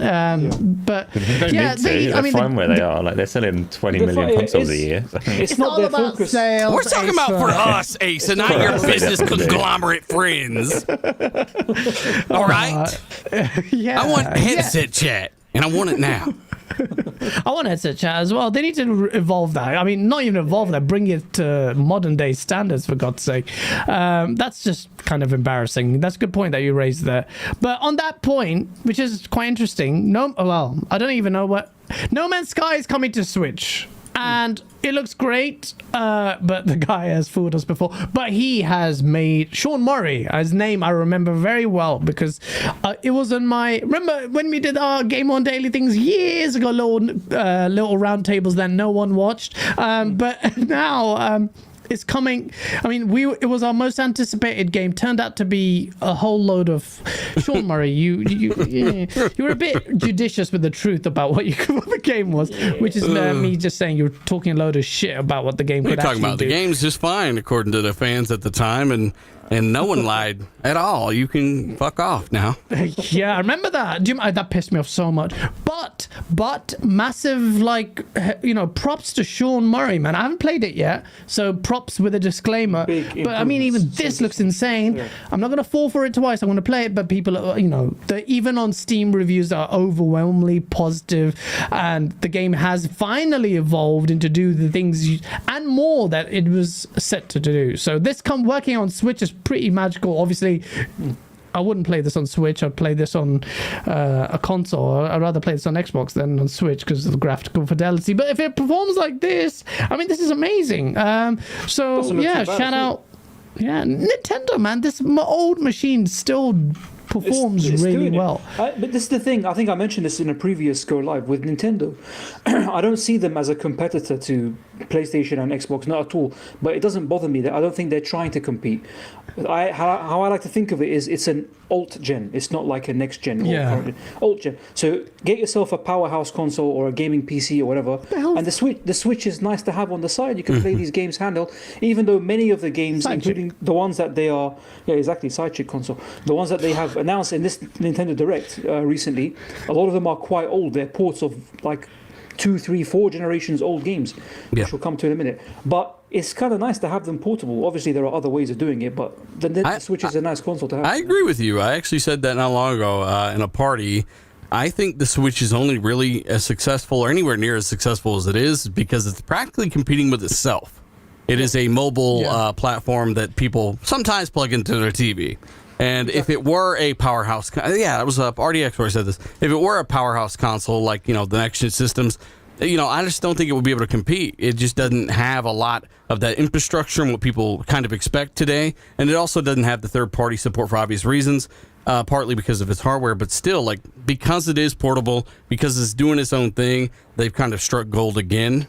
And that's why it's actually doing so well. So bringing these older games to the platform finally give these motherfuckers something to play, you know what I'm saying? Yeah, exactly. Finally, and I like it because some of these I missed out on, so it's nice to have a chance to go back and play some last gen. It should run on that hardware, though, because it runs on the original Xbox One. This hardware is it's a little bit more balanced, I think, than that system is, especially at such a low resolution. Yeah. Actually, it's a good point. Actually, in that because that's what's his closest comparative point is actually. Yeah, well, but it's still impressive to see that running. Last game I don't know anything about. You may know this, Safe. He said you have anything on No Man's Sky. I just realised. Oh, there we go. He's rescued it last second. No Man's Sky you can play in its entirety in VR, so I would do that. If I had the PC version and they released the same game on the Switch, it would be cheaper for me to just boot up the PC version and smear Vaseline on my eyes and get the same experience. So I'd do that.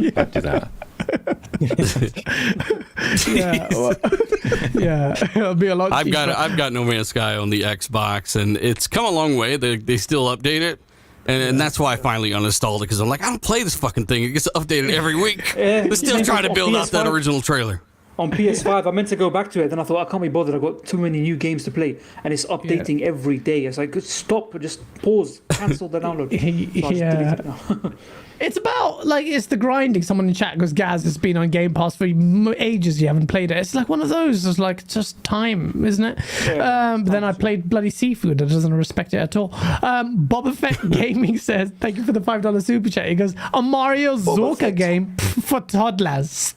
Stacked panel. A toddler. Zorka is a toddler. Stacked panel. Gaz, great stuff. Thank you so much for the super chat there. Last game, Safe, I was going to ask about Fire Emblem Warriors 3 Hopes. Comes to in June as well. So the football game. Oh, no. Actually, don't put that up, Asa. Okay. Put up this game. Wii Sports a sequel. Now, this looks sick. Now, Dealer, you will like this game. Why are you asking me? Right when you said Wii Sports, I was like, all right, I'm going to pretend to crash again. I'll just join. No. Yeah, fuck it. I'll just join later. Okay, I will change your mind. I will change your mind on this one. In this one, you can strap a Joy-Con controller to your leg. To your ass and sit down. You say strap in or strap on? Look, buy more Joy-Cons. Glue them to different parts of your body, and probably don't know if it's actually doing anything. I don't know. Yeah. Look, I'm surprised the show's still alive, guys. You're talking about Nintendo for so long. What's going on here? It's so funny because it's actually kind of fun talking about this stuff with you. I'm kidding. You're doing a great job considering it's Nintendo. There are Nintendo fans in the chat. I just, look, I always say to people, even if you don't care about a topic, you better come up with something to say and at least have some energy about it. So I got to do it myself. I'll say that this is most definitely a sequel to Wii Sports. And it looks... Very good observation, sir. Yeah, it looks like... And you get a strap on. I mean, you get a strap for your leg. You can strap stuff onto your leg. What did you just say to me? Yep. Look, she's strapping it on her leg. Look at her. And then you can kick it. Look, it's sick. You had this Joy-Cons breaking TVs. Look, they didn't even do us the due diligence of lying to us about the latency on that fucking flying knee. Did you see the lag? Look, I'm not going to go this for accuracy. Is what I'm going to say. Like, do a UFC game, stick these shits all over your body, your elbows, your knees. Do something like that. But right now, Wii Fit Sports, I'll just go outside and roll around on the ground. I ain't doing all this. I ain't paying you $200 to strap all your shit to my body when I could just go lift some weights. The volleyball player in the trailer is the least enthusiastic motion control player I've ever seen. She's like, what the fuck am I doing? At least give me a yellow Joy-Con. Anyway. Oh, man. Well, I think it's fun. Badminton. Yeah. I thought it was cool. And it's got online play, and it launches in April. No voice chat. No voice chat, though. Yeah, and no voice chat. And golf will be added this fall. Yeah. But it looks fun. It looks fun. You can strap. What, Nintendo? I want to buy it. I don't know, what is I'm it? Definitely getting it, man. It's so fun. It's going to be fun. Come on, man. But... You can't mess with Wii Sports. But in Wii Sports Resort, the sword fighting, the fencing mode, I don't know if you ever played that. When you're on the arena, that gets smaller and smaller. It's so tense, bro. That was so fun. I can't wait to do that again. We can then send messages to each other via pigeon mail and then GG, bitch. Took a week to get there, but he knows I beat his ass. That's all that matters. Then you send a pigeon back. Which game are you referring to? I hate that on Xbox. I'll be like, is that game any good? And I'm like, look at the message a week later, getting through my messages like, oh my God. I have no idea what you're talking about. That's what it's like on Nintendo. Smoke signals and carrier pigeon. GG. Yeah, but there's this essence to that, right? Remember, smoke signals? It feels down to... I'm glad Nintendo exists, but we can't... excuse their failings there. Huggy, it's all in good fun. It's all in good fun. We're not actually hating on them. It's just no, we're not. It's just the facts, though. It's Nintendo, man, and we gotta bring in the sauce. Huggy, thank you for the $5 super chat, and you get a strap on. He's quoting me on Nintendo's new Switch Sport. Thanks for that. I was trying to walk away from that, but I had to read the super chat. You know this game very well. I didn't know Gaz was such a Nintendo fan. I'm a gaming fan. But yeah, Except Nintendo's you been only play weird, Apex and I Legends, like it. but you're a gaming fake fan, yeah. Oh shit! You just got called out. Apex Legends got new mode control. So sick. Anyway, I like how you're ignoring what Asa just said. I wasn't gonna let him escape from it, Asa. Damn it! I was trying to like distract people. Shout out to 400 people watching. We have still one big topic: the Call of Duty Xbox exclusivities. But before we do that, finally to wrap up the Nintendo chat, what the hell is Fire Emblem Warriors 3 Hopes? Safe. Tell our viewers, please. Okay, so I'm guessing that it's a sequel to Fire Emblem Warriors 1, which is a Musou game. It's a Dynasty Warriors type game, probably made by Koei. And it was one of those hack and slash games, but this is based on the Fire Emblem universe. Most likely it's based on the more recent games, which is Three Houses on the Switch. Which I never played, but I've heard that so much this show. Like, which one of y'all playing games? The last one I played was not Awakening. I played Awakening on 3DS, and the characters from that were really cool and everything, but I didn't really use them. And Isla's she's straight up telling us to mention Klonoa. This is really cool. So you get Klonoa now on the Nintendo Switch, Klonoa 1 and 2, I believe, and they were really, really cool platform games. I had a demo of Klonoa 2 on the PS2, which I loved playing all the time, even though it was just a demo. But I never actually had the full game, but it's a really, really fun, very vibrant, lovely platform game, and it's nice to have that coming on the Switch. So again, Nintendo getting very old games for some reason, but it's nice to have these ports. Portal 1 and 2 also coming to the Switch. So yeah, some interesting stuff coming out. It's fun. Good times. Yeah. Bro, I'm not playing that game anyway. But the Klonoa thing sounds cool. Klonoa back to the old school days. And the hell? What am I looking at right now?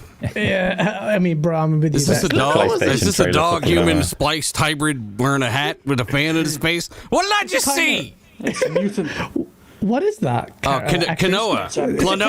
Klonoa, yeah. Klonoa used to be on PlayStation. It was like a platformer, wasn't it? Yeah, it's a platformer. So I remember the good old days of Klonoa. I never actually played it back then. They're really fun. There's those words again. I never played it.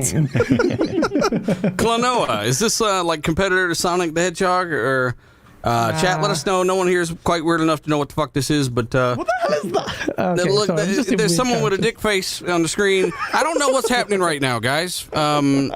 But Gaz, please tell me that you're going to stream this on your channel. I am not streaming anything on my channel. It's up to you. I'm going to stream everything.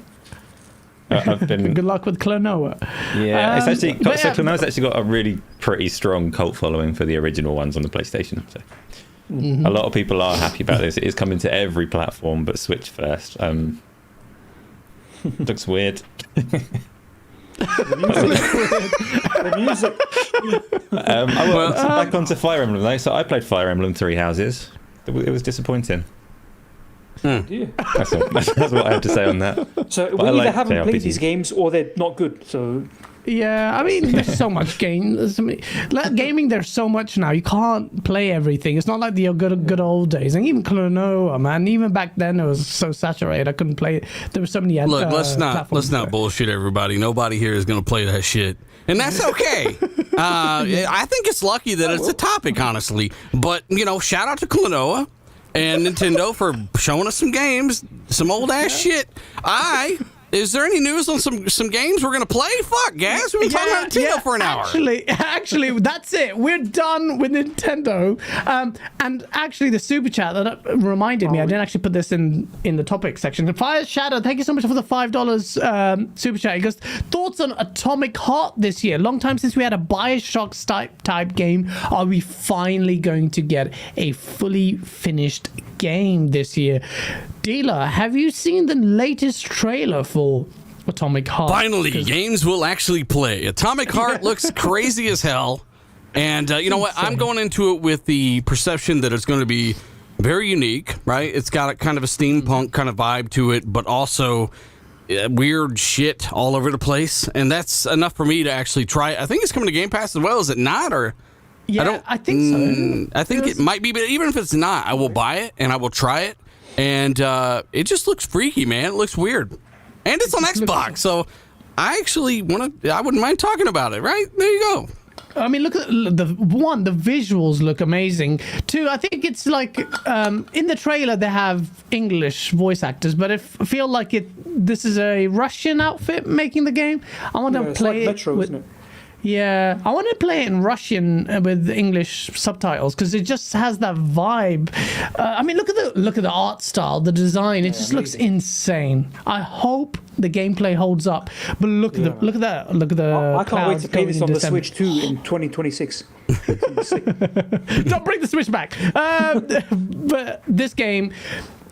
It could be it looks incredible. You know what my only concern is, and I don't know, Asa, what do you think about this?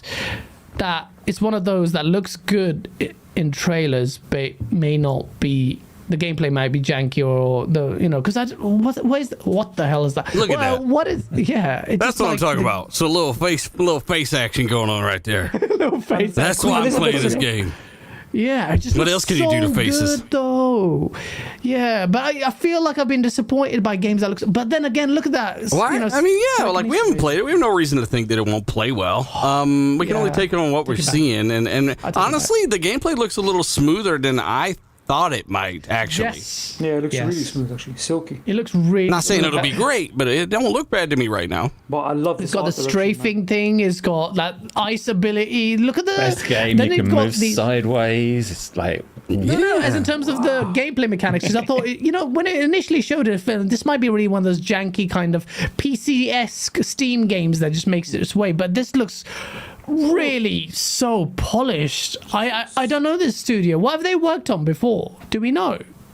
Chat, do you know? Mundfish? What have they worked on? Who are these people?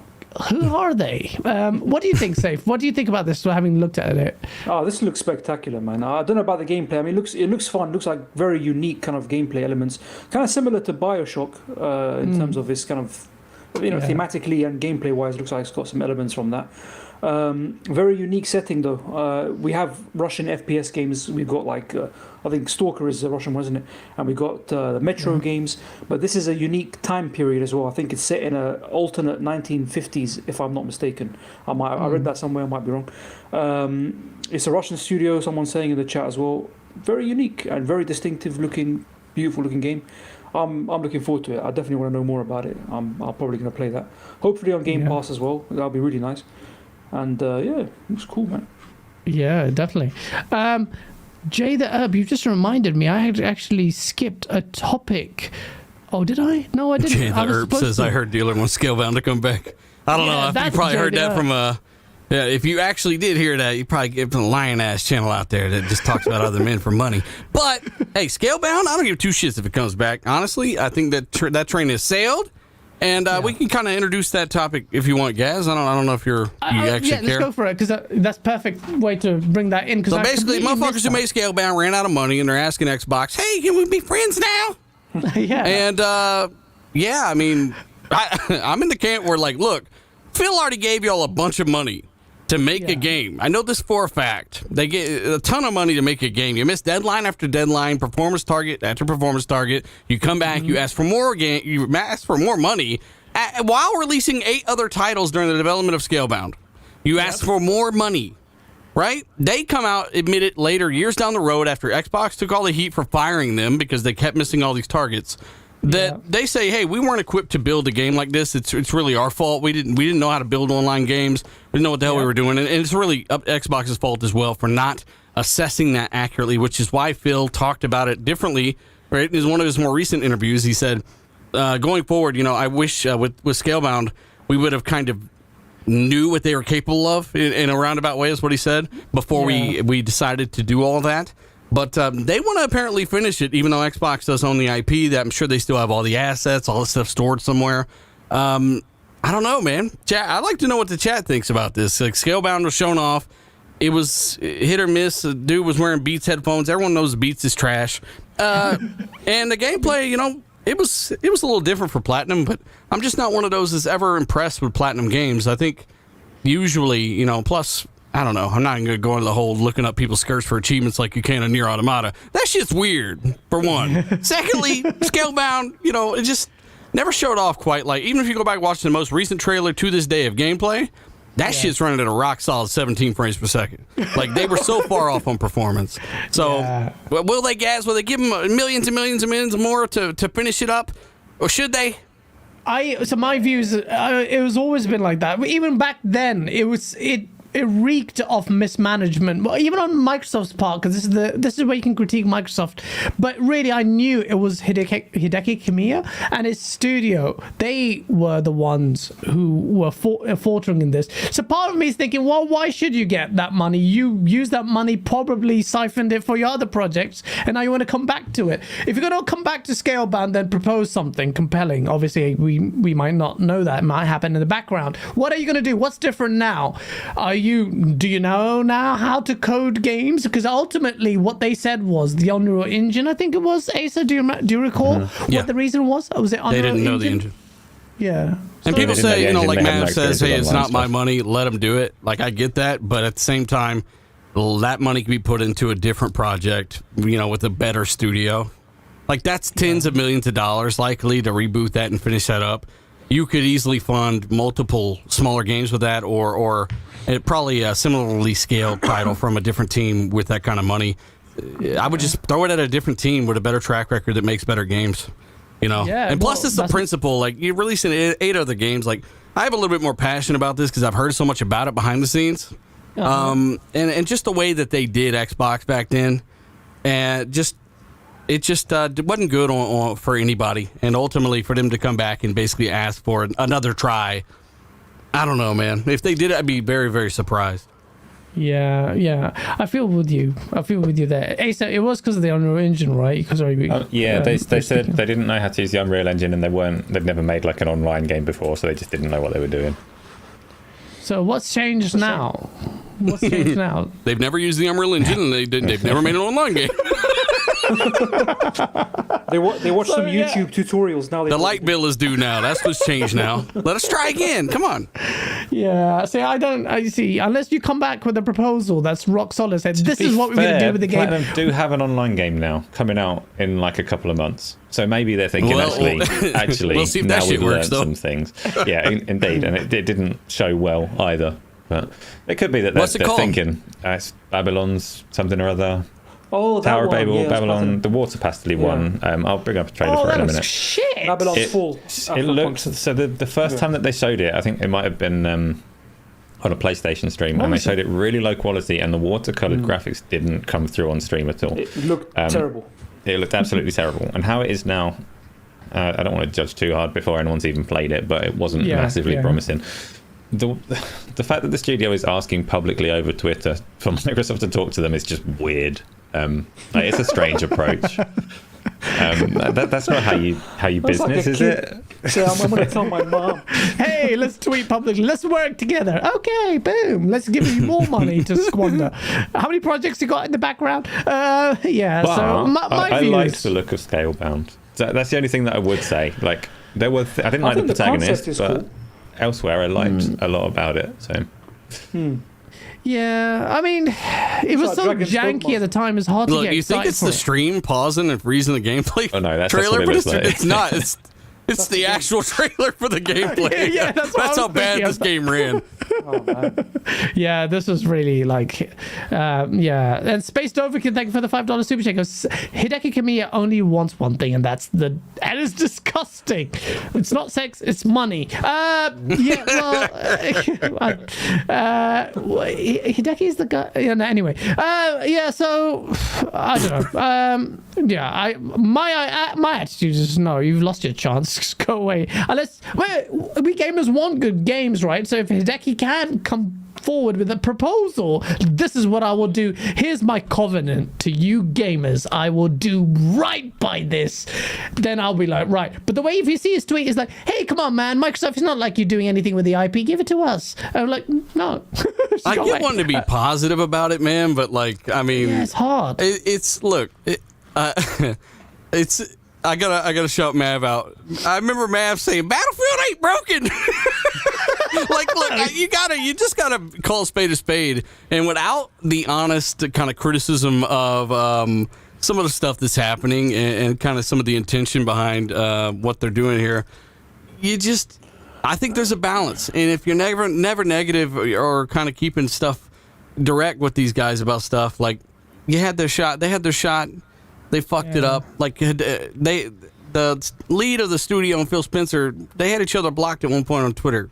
I mean, that's how bad the shit was. And then they come out, 5, 6, 7, 8 years later, admitting that they were the wrong ones, basically, and Microsoft just didn't do their job in assessing their capabilities.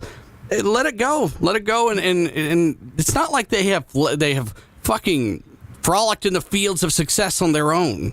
Since then, they have not really made anything that people are really, what have. I mean, you got to let these guys do what they do. It's called natural selection, and right now you're not selected. You don't get another try at this shit. Yeah, definitely not. Just come up, yeah, and that's well said. I don't think there's anything else. Unless, gents, you want to add anything to that on Scalebound coming back? Nah, they should focus on Astral Chain 2 and just leave it. Yeah, let them focus on that. I haven't missed your super chats. I just read them in sequence because that was relevant to the conversation. So, Ashtray Gaming, thank you so much for the $3 super chat. It says, I'd like to report a crime. And that's what he says. I don't know what that means in the context of what, but fine. Yeah, that's the Jason Schreier thing.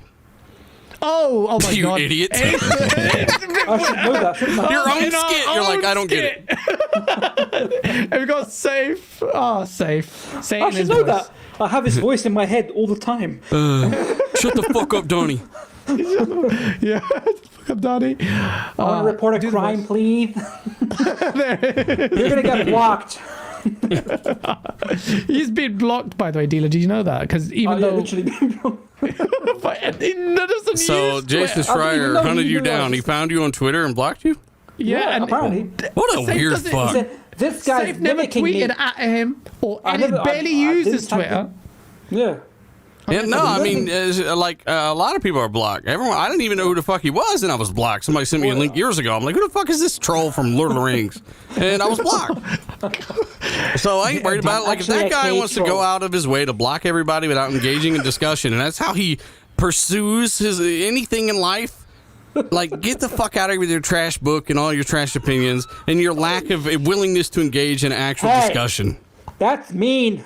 I'm sorry, but it's You're just... going to get blocked. I'm already blocked. Like, I don't care. I'll block you, then block you again just to make a point. It's just, I don't know, my man. glasses prop. Where's my prop? Check. Like, it is what it is, man. If he was willing to have a little bit of discourse with people, they wouldn't be so hard on him, myself included, but I didn't even know who the fuck he was. I was blocked. I'm like, all right, well, fuck this guy. I like that comment. I mean, discourse is what we invite, and we've made fun of him for the sake of comedy, but it's just like, I mean, the thing that set hit off was he blocked me because I'm like, wait, hold on, why are you saying David Jeffy said something else but he didn't? But then I got blocked. I don't know. Anyway, Mav said he thinks Schreier is a young Emperor Palpatine. I love that comment. More. Soon I will have a new apprentice. One more younger and more powerful. Shout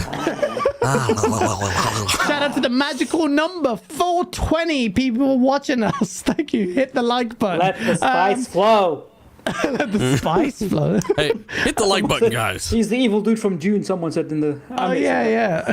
That's what triggered me because it's like Dune references. Dark CMF, thank you so much for the $5 super chat. I'm getting crazy looks at Walmart because of the strap-on conversation. So let's revisit again. Why do you have this on loudspeaker, bro? Dark CMF is in Walmart or Costco a lot. Like never mind. I was gonna make a joke there because he sent us all a picture at one of those stores once and it was pretty funny. But yeah, I mean, what else we got regarding Jason? You got anything else? I don't know how to recover from this. I was distracted. Hey, Gaz, help me out. I'm gonna go back. So Hoggy, you did say give Scalebound to one of Activision Blizzard ABK studios, and I'm thinking, no man, unless you've got a good idea for the IP, I'm just gonna let it go. But look, the best studio clearly to do Scalebound, we'll end it on that, is Ninja Theory. Because they've done Devil May Cry, they've done stuff that is in a similar realm, and with their culture over there and their approach to games, I think they could take Scalebound and make it much more interesting.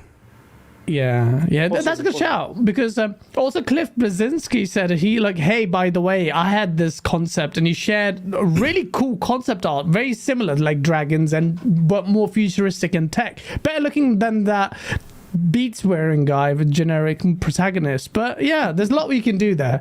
I don't think that thing is that strong. Killer Tone R6, thank you for the 6.90. I don't know what that is. Sorry, I copied and pasted it. But thank you so much for the super chat. He goes, Dealer, what Xbox game is better than Zelda and Mario? Nothing. Look, I would rather play Bug Snacks than Zelda or Mario.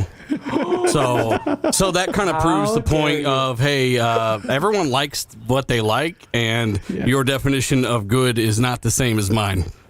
Yeah. Back to you, your ball, sir. The ball's in your court. Ball's in my court. You're gonna get served, buddy. Yeah. I like to report a crime. Space Nova Kid, thank you so much for the $5 super chat. I've already read that, but read it again. I say your name again. KY Bob, thank you so much for the $5 super chat. If Microsoft did give them another shot at Scalebound, you better believe there will be so many clauses in that contract all benefiting Microsoft. That's the least they can do after they had millions siphoned away from them. But yeah, that's the end of that topic. We're gonna finally enter into also this game called Lost Ark. It's killing Steam numbers. It's crazy, but that's it. That's all I'm going to talk about. That Call of Duty. So again, we in the limelight. This is a thing that we had masses of debate. We had debates with Special Nick and Xbox Era guys on Twitter. Rand got involved. Everyone got involved. Dealer, you made a really good video as well, which I managed to watch yesterday as well. And your take is slightly different to mine and Asa's view. So instead of me just summarizing your view, what do you think this means? Let me just read the tweet or a quote, the main quote. This is from Microsoft's blog to just addressing genuinely just the regulators. The title of it is Adapting Ahead of Regulation. Covering our ass. Covering it. Exactly.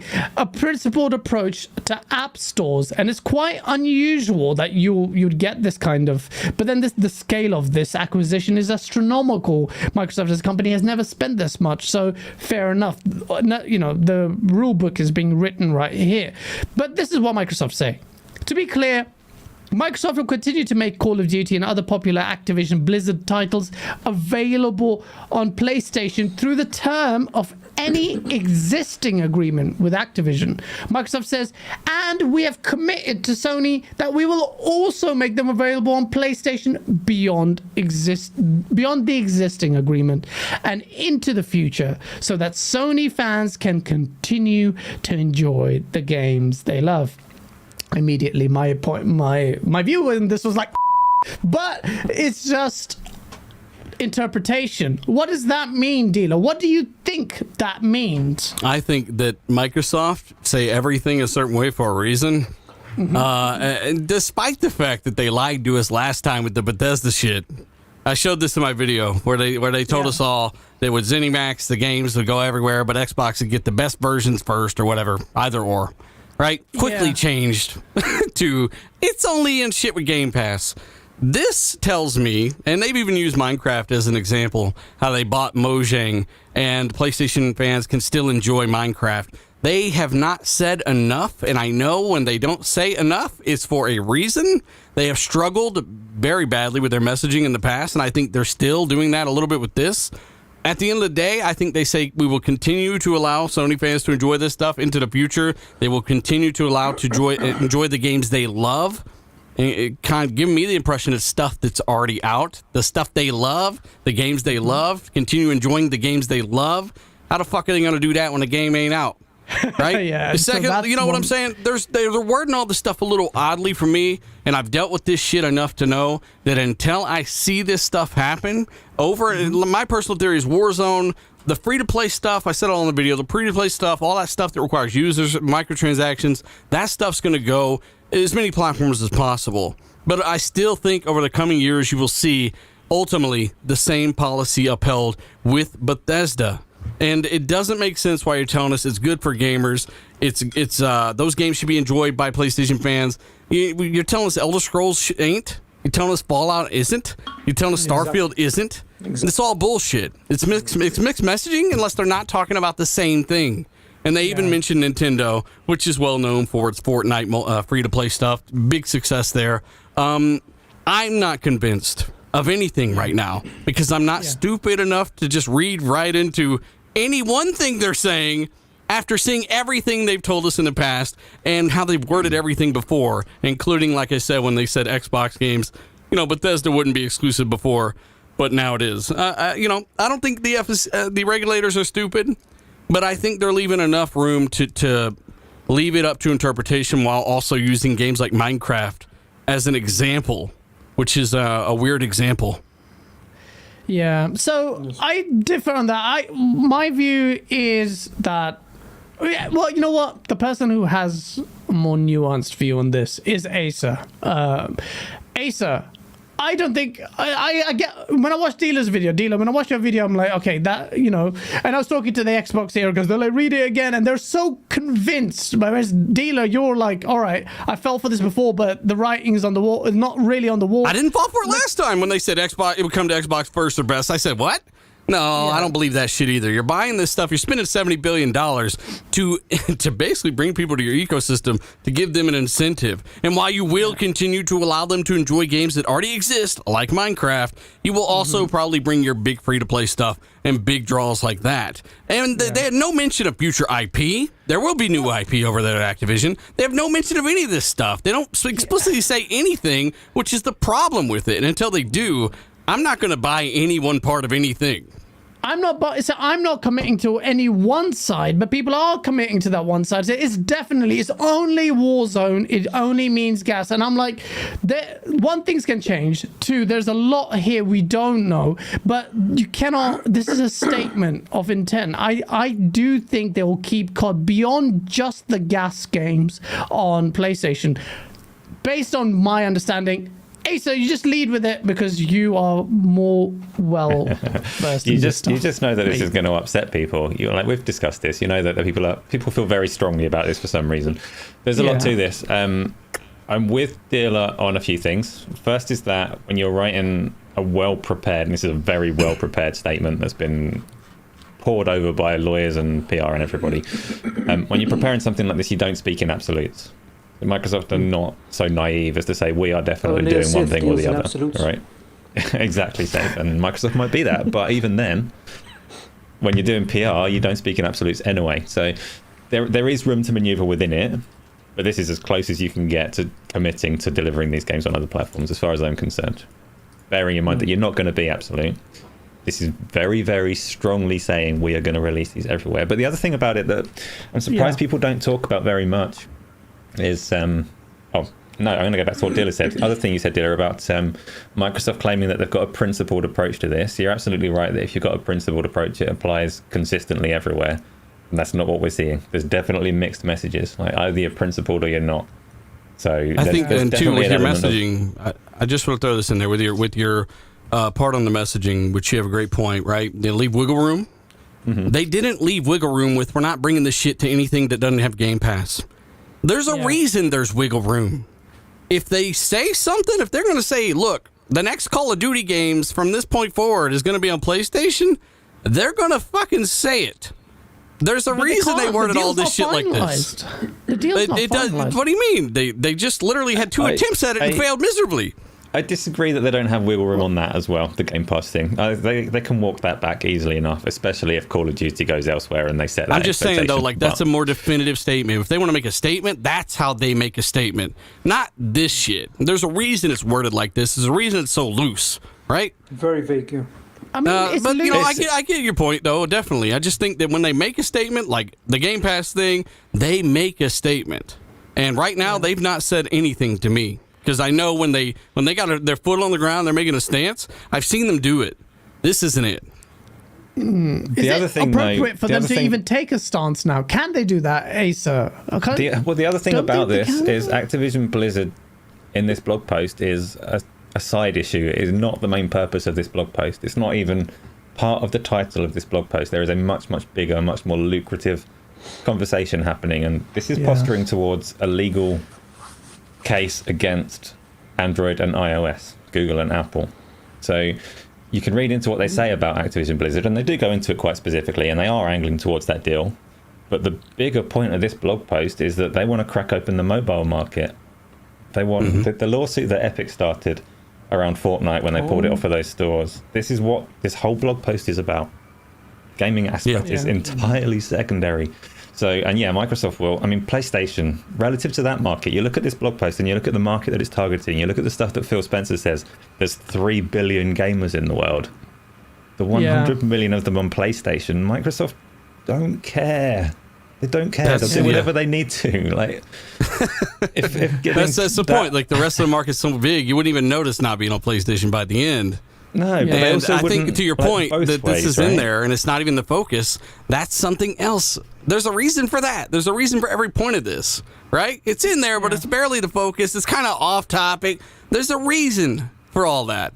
And I just, none of it points to me to what a lot of these, I don't know. I don't buy it as easily. I've seen them do this over and over. And ultimately, that's why I say, hey, we will see. We will ultimately wait and see. But as of right now, I expect them to do what I've always said, which is bring that Warzone stuff over and, not necessarily in any time frame or anything like that. But that stuff is eventually going to follow the Bethesda stuff. And if your game's already big online kind of players like ESO from Bethesda, it's going to go and be updated and played on that platform. But I think future investments, and again, they don't mention anything to do with this IP, all the new stuff they're doing, you're going to see that stuff trickle onto Xbox and kind of follow that same ZeniMax mentality. And I expect them to fully do that. So this is what, just to clarify, so I can revisit this, whoever's going to be eating crow, halal or not, is going to be, I think they will, and because the litmus test is what, 2024? If they support COD Beyond the Gas Warzone 2 and whatever the first COD game out 2024 comes out on PlayStation, then that's like, well, that's it. I mean, not even that. I mean, like I said in the video, it could be 3 years or more before we start to see anything in development right now. Potentially, you'll see wherever the hell it was originally supposed to go. Just like, you might not even get an answer. Yeah. So that's why they said this is a long-term deal. In the very announcement, they revealed it in. Yeah. Right? Yeah. So I think, whilst I think that the intent is clear, I don't think you can, to me, you can't make that. Remember, the regulators can retrospectively, and especially in the States, go back and say, and they're going to tee out the details on this. I know Asa, you're right that this is a smaller point about a much larger piece of the pie, the mobile market and the lawsuits with Apple and Google and Android. But they will, what comes to the regulators, and will come down to this, the discourse around this, they will be aware. They will call them to the details on these points, and they will say, well, this is what your statement, this is what it alluded to, what are the details, what Call of Duty games, how are you going to do that in practice? And I just don't see that holding. I get it. I'm not going to commit. I'm committed to the point where, and I don't want to sit on the fence on here. I think you can sit on the fence, though. You can. I mean, if you don't.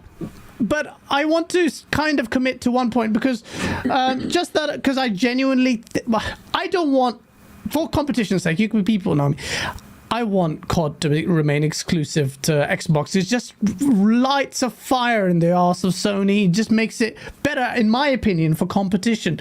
But I think it's a silly move if they do it, but I think COD will come to PlayStation beyond the pre-existing things and gas games, and then you'll see it trickle away from the console because things change, man. COD might not be a force it is later on, and then over time the regulators are irrelevant. Even if they retrospectively look at things, then the industry changes. That's how talking about regulators, though, guys. Like, what part of us thinks that they're not allowed to take something like Call of Duty that they full on well paid for and put it on wherever the fuck they want to put it?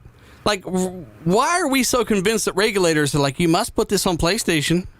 But that, they paid $70 billion for this whole chunk of everything, engines, buildings, employees. They don't necessarily need to do any of that stuff because they're not a monopoly on shooters. They're not a monopoly in gaming. The thing I agree with you. The retrospective thing, though, the reason that people bring that up so often as a conversation is what's happening between Facebook and WhatsApp at the moment, because that was a smaller deal than buying Activision Blizzard, and that went through all the regulators. And then a long time later, like however many years it's been, I don't know, 6-7 years after, they've gone back and said, hang on, we don't like the way that this is playing out. Actually, you're growing a bit too big and a bit too powerful in that space, and we're going to try and undo that deal.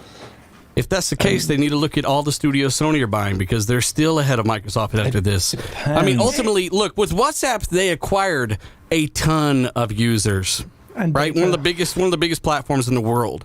They're not acquiring PlayStation network IDs. They're bringing over IP to make their platform more alluring, man. I mean, I just don't look at it the same way.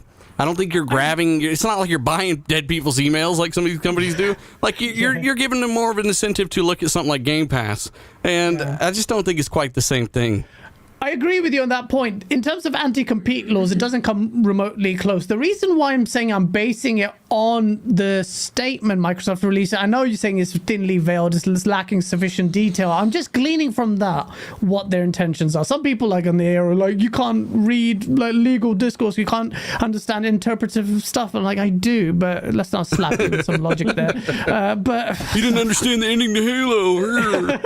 Oh my god. But yeah, it's just I'm just trying to just understand. I think there's two sides to the story. I'm not going to pretend I know otherwise. Some people are really committed to it, and I don't know. I prefer your stance to it. I understand. After watching your video, deal, it did make me think twice. I'm not going to profess to know where it stands, but I will. I have said it here.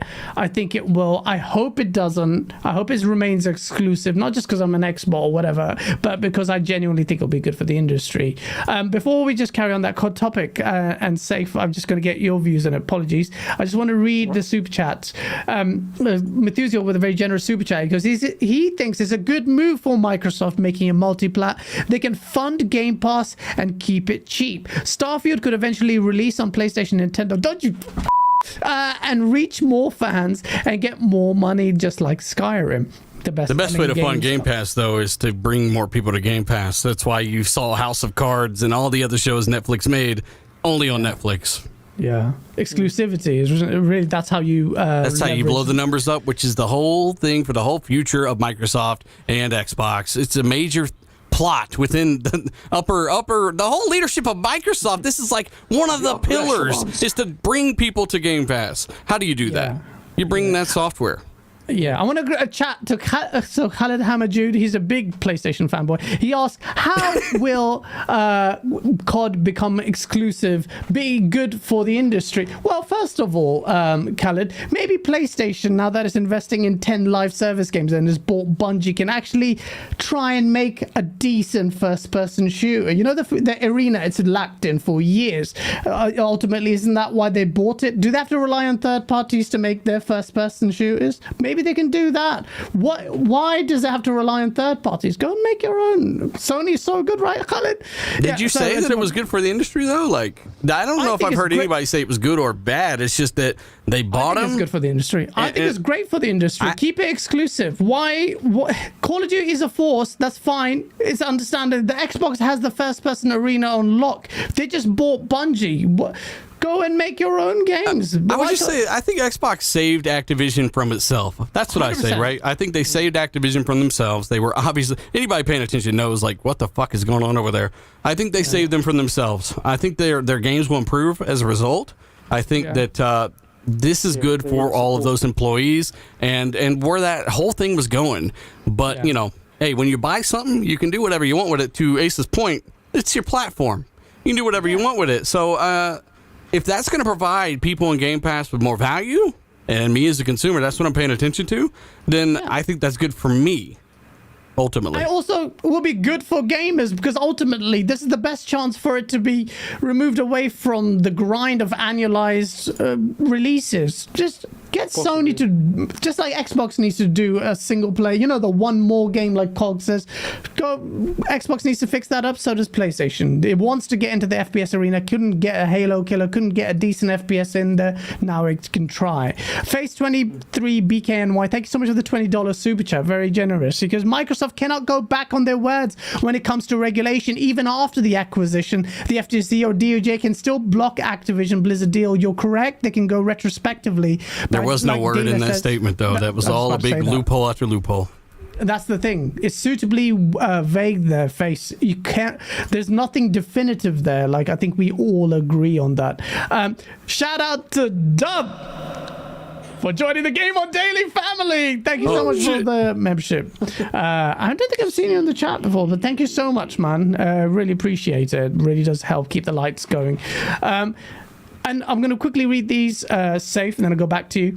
KY Bob, thank you so much for the $5 super chat. He goes, Activision Blizzard, I think it's supposed to say. Deal was 10 times bigger than ZeniMax. COD's a huge source of revenue for Sony. Sony has a lot of influence. Microsoft needs to look nice. And this is KY Bob's point, that they're posturing for regulators and just making a good show. And I think Hogue also, Hogue, apologies if I've got that wrong, but I think you were saying the same thing, alluding to that point of really just showing face to regulators. And Faith, thank you so much for the $20 super chat. That's very generous of you. Because Dealer Gaming, there's a difference between, I don't know what this is alluding to, but buying a studio and buying a publisher. Do you know why he said that? I don't think he knows why he said that. And nobody ever said there wasn't a difference. And also, it's not about, it all comes down to your market share, how much you're making in that sector.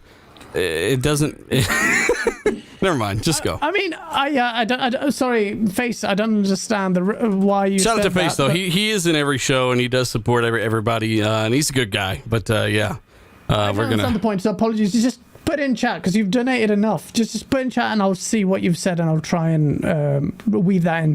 Methusiel, again, thank you so much for the $17 super chat. Because does Microsoft need PlayStation players in Game Pass? They sell one copy of a game in PlayStation that pays for 5 months of Game Pass. HBO shows stream only in HBO Max, but you can still buy them in Amazon and multiple other stores. That's a great point about that, though. But can you watch them on Amazon Prime? No, you can't. And he does also say that Netflix sell their stuff outside of Netflix as well. They do, and a lot of times at a later date. But can you watch it on Hulu? This is all about the streaming wars, right? Or the download and play wars. Sony have a Game Pass competitor coming this year. Think about that. That's in every copy they sell on PlayStation is another reason. That could have been an incentive to convince that guy to stop going to PlayStation. Come over to Xbox where the Game Pass is and the games you want.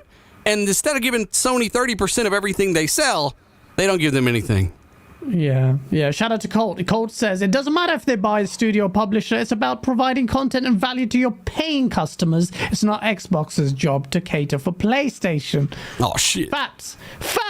And that's why Face, or whoever else, Khaled, you were saying, asking why it's good for the industry. I mean, you can argue and have a counter there, but safe. Sorry, apologies. I know you're mindful of the fact that you haven't said anything. What's your take on this? I don't know if you follow the blog post. I know you're very like feng shui and zen and all that shit. Yes.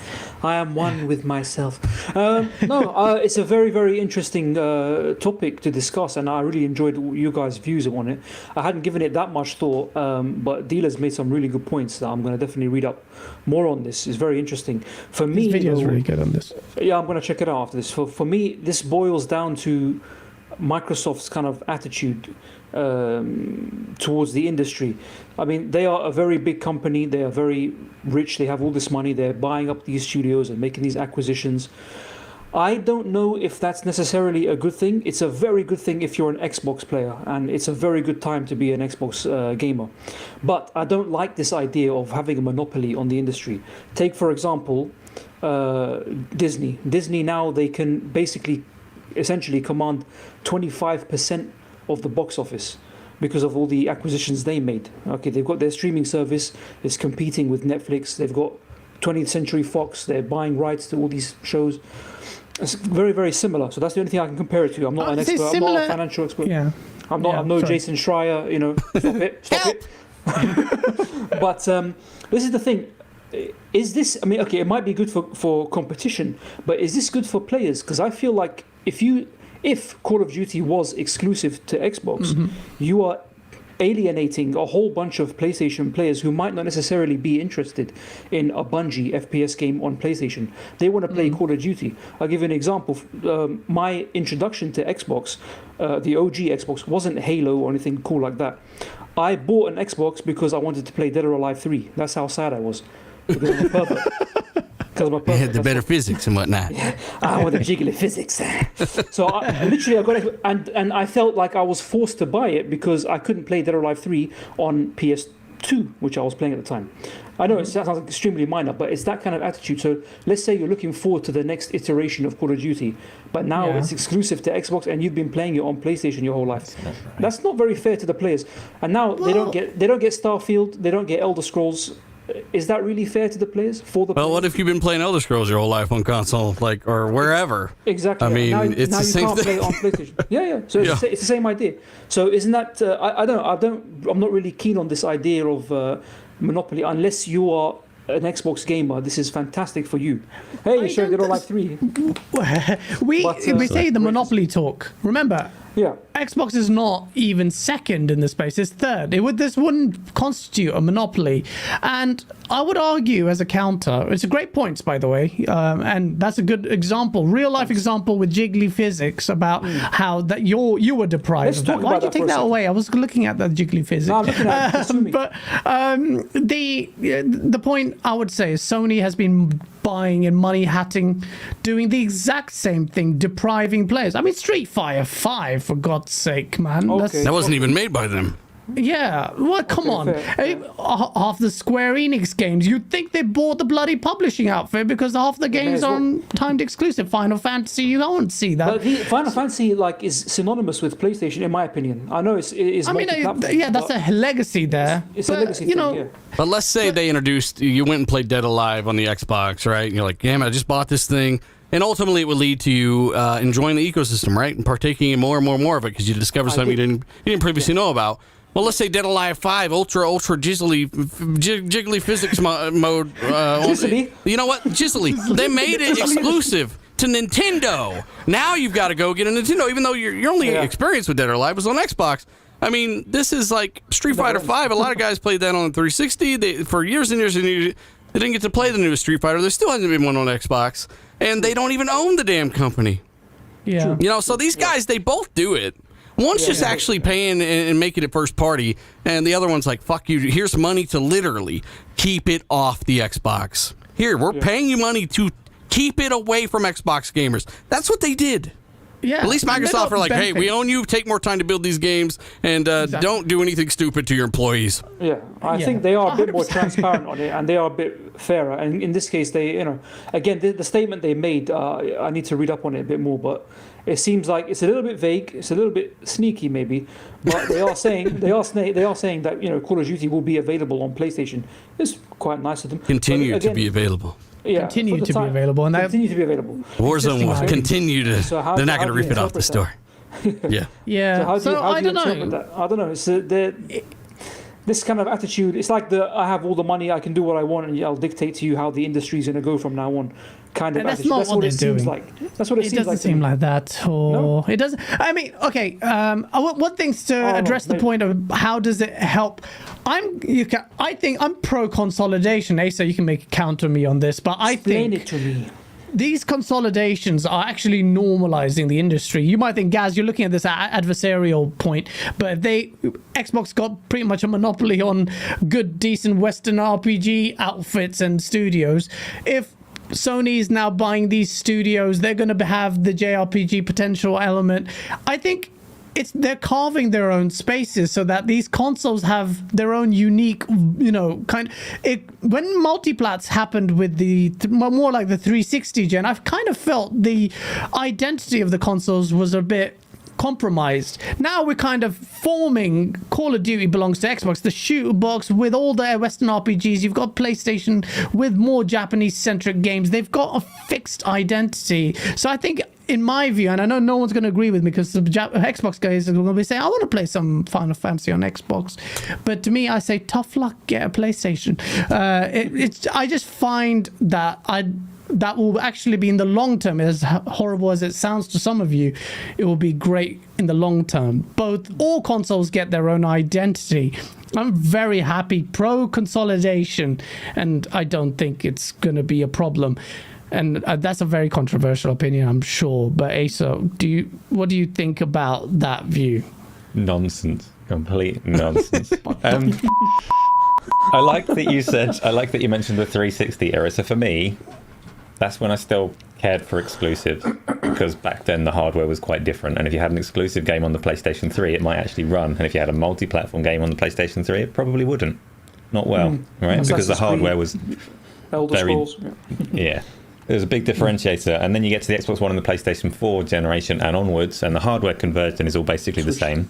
From that point forward, exclusives are business moves. And there's pros and cons for it, and you always hear people say competition is essential, and for me, it's essential that these platform holders survive because they keep each other in check. If you end up with one platform holder, then we're all screwed. So it's essential that they survive. Competition in terms of creativity in the games that it drives will never be an issue. Will never be an issue no matter what happens, because developers and publishers will always be competing for our time, and they will always need to make good games. Yeah. So, like Dealer said earlier, and like we've said loads of times, absolutely hate it when big corporations pay money specifically to deny a player-based games. Yeah. Like Sony have done over and over again. Like Microsoft used to do a lot on the Xbox 360 before Phil Spencer's time. They used to do it all the time. Everybody should hate that kind of thing. Yeah, I hate that. That's the point I was trying to make. People seem to think I'm a PlayStation fanboy. No. But too, coming off what Asa said too, this is something that we didn't talk about that absolutely is 100% one of the three pillars for everything we're talking about. This is the fact that they know there are trillion-dollar companies out there that are getting into gaming and that are going to be buying a bunch of shit up. And what they can get their hands on, they're going to get their hands on. So if Microsoft didn't swoop up Activision, which was for sale, they talked to a bunch of different companies, then guess what? Apple, who's getting into gaming, might have swooped them up. Amazon might have swooped them up and locked them down to an exclusive cloud streaming bullshit they do, right? Google Stadia literally robbed developers years of their life, lured them over to made them think Stadia was actually going to be something. They wasted years of their careers and lives working on shit for Stadia when they could have been at big, teams that are working on cool stuff for other places. They bought up teams for Stadia. They know Tencent's a big threat. They know Google was a big threat. Amazon, Apple, and others are threats, and they're going to be doing the same thing. So they are going to be getting as far ahead as possible. And even after all that, and it'd be a different story if they were number one overall after this, but they're not. They're not, right? They're not. So it's just. I'm not pro everyone buy shit up and hoard it. What I am though is, look, if you're number 3 after this shit, like people are going crazy on this shit. I just don't expect them to deviate too far from ZeniMax. But ultimately their wording is pretty hazy. Somebody, was drunk on the typewriter that day. But yeah, I mean, what else? What else can be said? I think we've covered it all pretty damn well.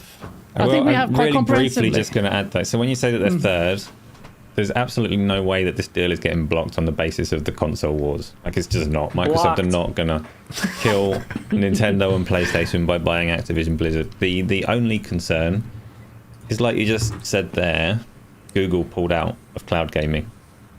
That's a different market. And if there is any threat to the deal, and I still expect the deal to go through, by the way, whenever I say things like this.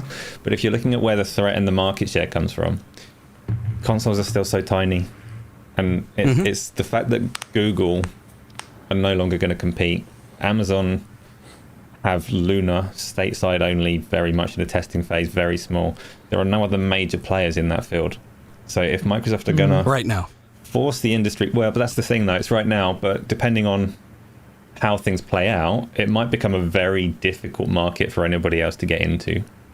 And that's the only thing PlayStation are, I think, the obvious choice to become a competitor over mobile with their streaming tech they're going to be putting out. They'll basically be essentially copying the xCloud. How can they get that capacity that Microsoft has? They signed a memorandum with Microsoft years ago, so I expect that to come into play. The thing that they signed with Microsoft though was about Azure, and the thing with cloud gaming that makes it difficult is the whole of Azure, the whole of Amazon Web Services, the whole of Google's infrastructure. Masses and masses of cloud servers, all of them geared towards compute and storage. They can't render a game for crap, which is why Microsoft have been putting I expect them to copy xCloud T for T in their own way. They're going to copy xCloud T for T, have PlayStation 5s or that hardware in the cloud server blades, just like Microsoft. Like I said it over and over. Like Jim Ryan snuck in the window and stole Phil Spencer's fucking diary. Like he's reading the shit. He's like, good idea. And they're literally going to do this shit years later. Like they're just behind. They've copied almost every single move. They'll continue to do this. And that could well be how it plays out. But my only point is that console wars are not going to be a threat to the deal in the slightest. Cloud and future. I don't think so either. Bigger picture industry is probably what they're looking at. And that's why we talked about earlier is, but with everybody thinks they can't miss out on this Call of Duty revenue with PlayStation, right? They'll make so much money. The broader market is so big that by the time they walk on past PlayStation 5 or PlayStation, whatever, they're not worried about it because the market is so big and so far beyond consoles that Sony's install base is insignificant. Yeah. Yeah, when you get the mobile market is also in chat. I mean, everyone's getting. I saw people get really upset, Xbox guys, that this is going to be multiplayer. Why are you doing this? Is bad for your optics. Some journalist said that. I'm like, what the hell are you talking about? Am I crazy?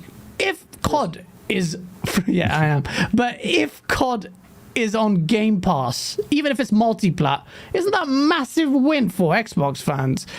Even my video, my source video, even though it's satirical, I was like, well, at least you'll get it day and date. That's pretty massive, no? Like, people are paying 70 quid. They're funding, essentially, the game on PlayStation.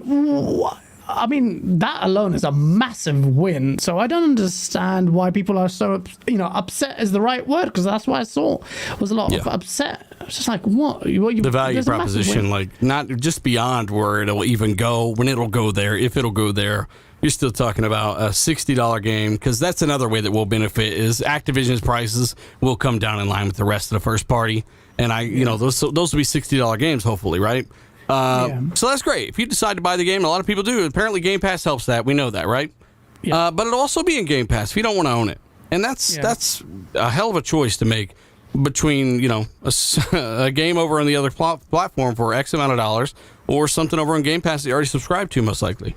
Yeah, exactly. I mean, Colt makes him a good point about MLB. They're so big for them on Game Pass. They're doing it again. It's a huge win for gamers like Xbox games. That's a massive W there. I don't understand. And also, just to clarify, because people reference this, I do think that we did differ on the view or just guessing what it will be. But eventually, I think it will trickle away to exclusivity. And mostly because they need to reconcile the Bethesda statement only on where Game Pass exists with whatever the bloody soundboard that Fonz has.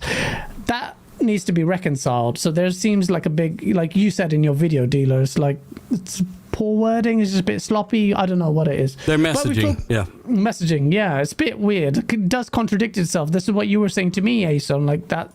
How do you reconcile those games? Like, will Elder Scrolls 6 now come out on PlayStation? Let's see. It's like, no, that's not they already said no. They already said no to that. Like, that's not the question. The question is, what part of Call of Duty, when, where, how, and what? Basically, all the questions still exist because they didn't clarify shit. It's the same statement as before, and we will see. Hey, by the way, everyone watching, hit the like button. And thanks for joining us. Thank you. And we're going to wrap it up, but just to read the super chats. DocCMF, thanks so much for the $5 super chat. It goes, can you clarify how much money did Microsoft make last quarter? $5.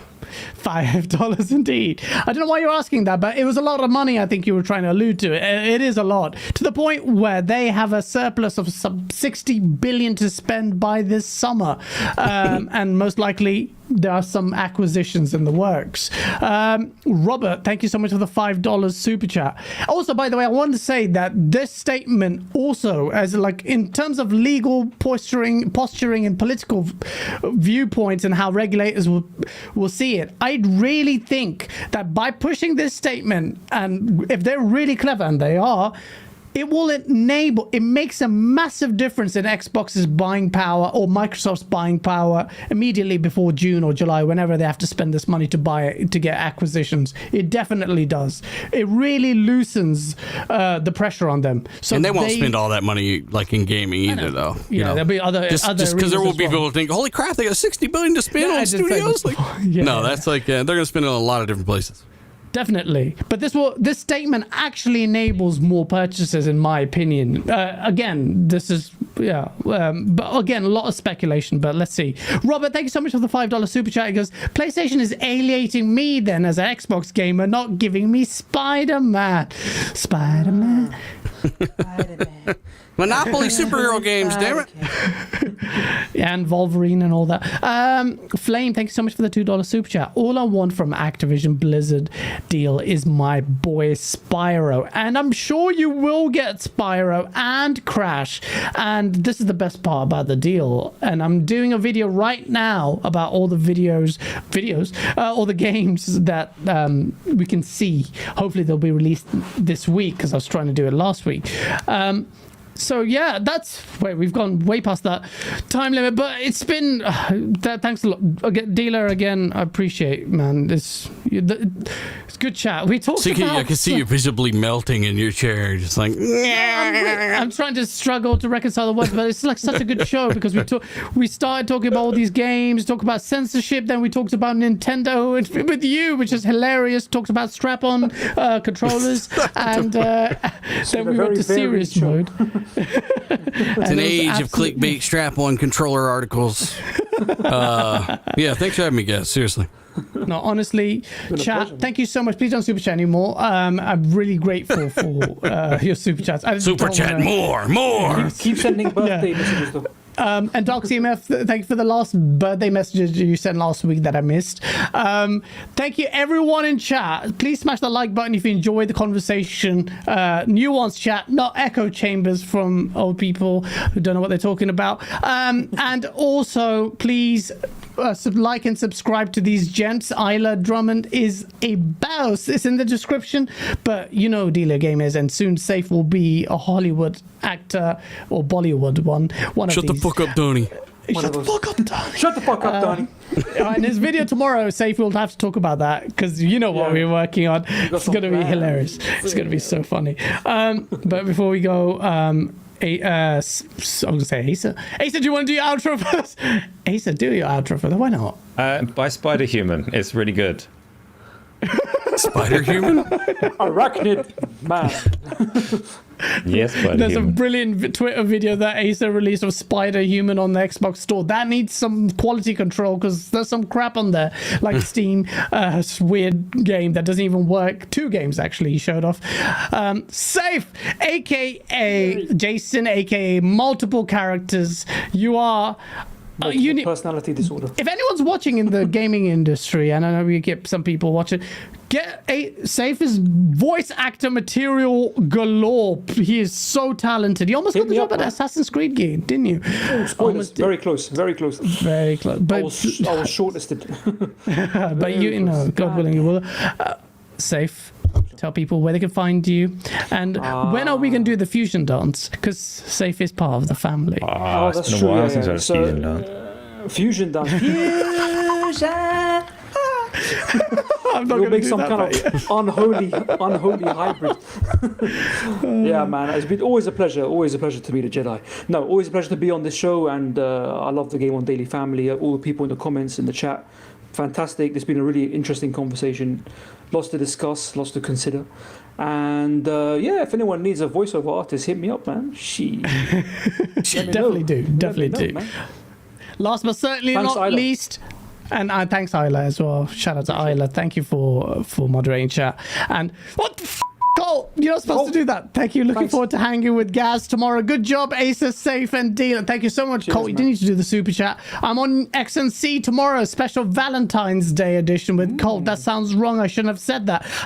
But yeah, tomorrow, Sunday, X&C is going to be great. Thank you so much for that. Please don't super chat, people.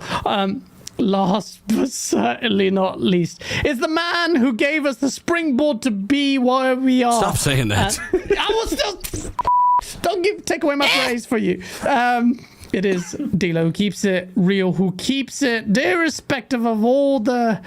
It's an inspiration for us, and I follow your track by making sure we keep it real here at Game On Daily.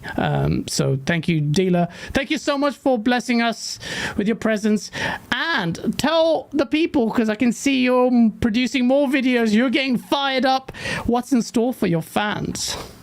Fans? Don't use that word.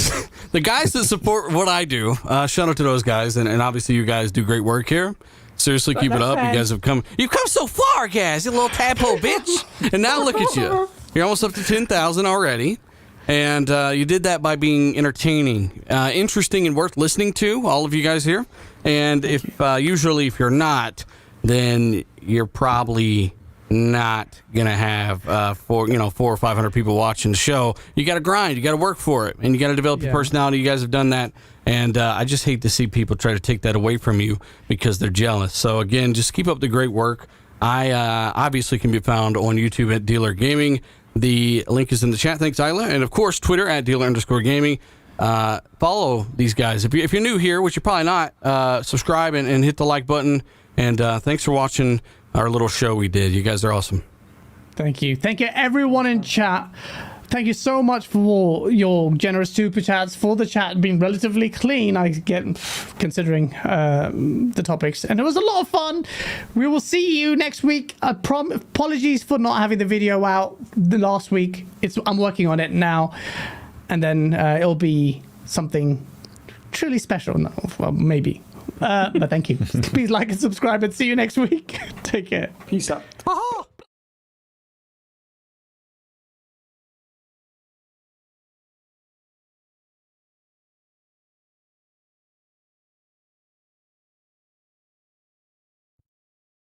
Take me down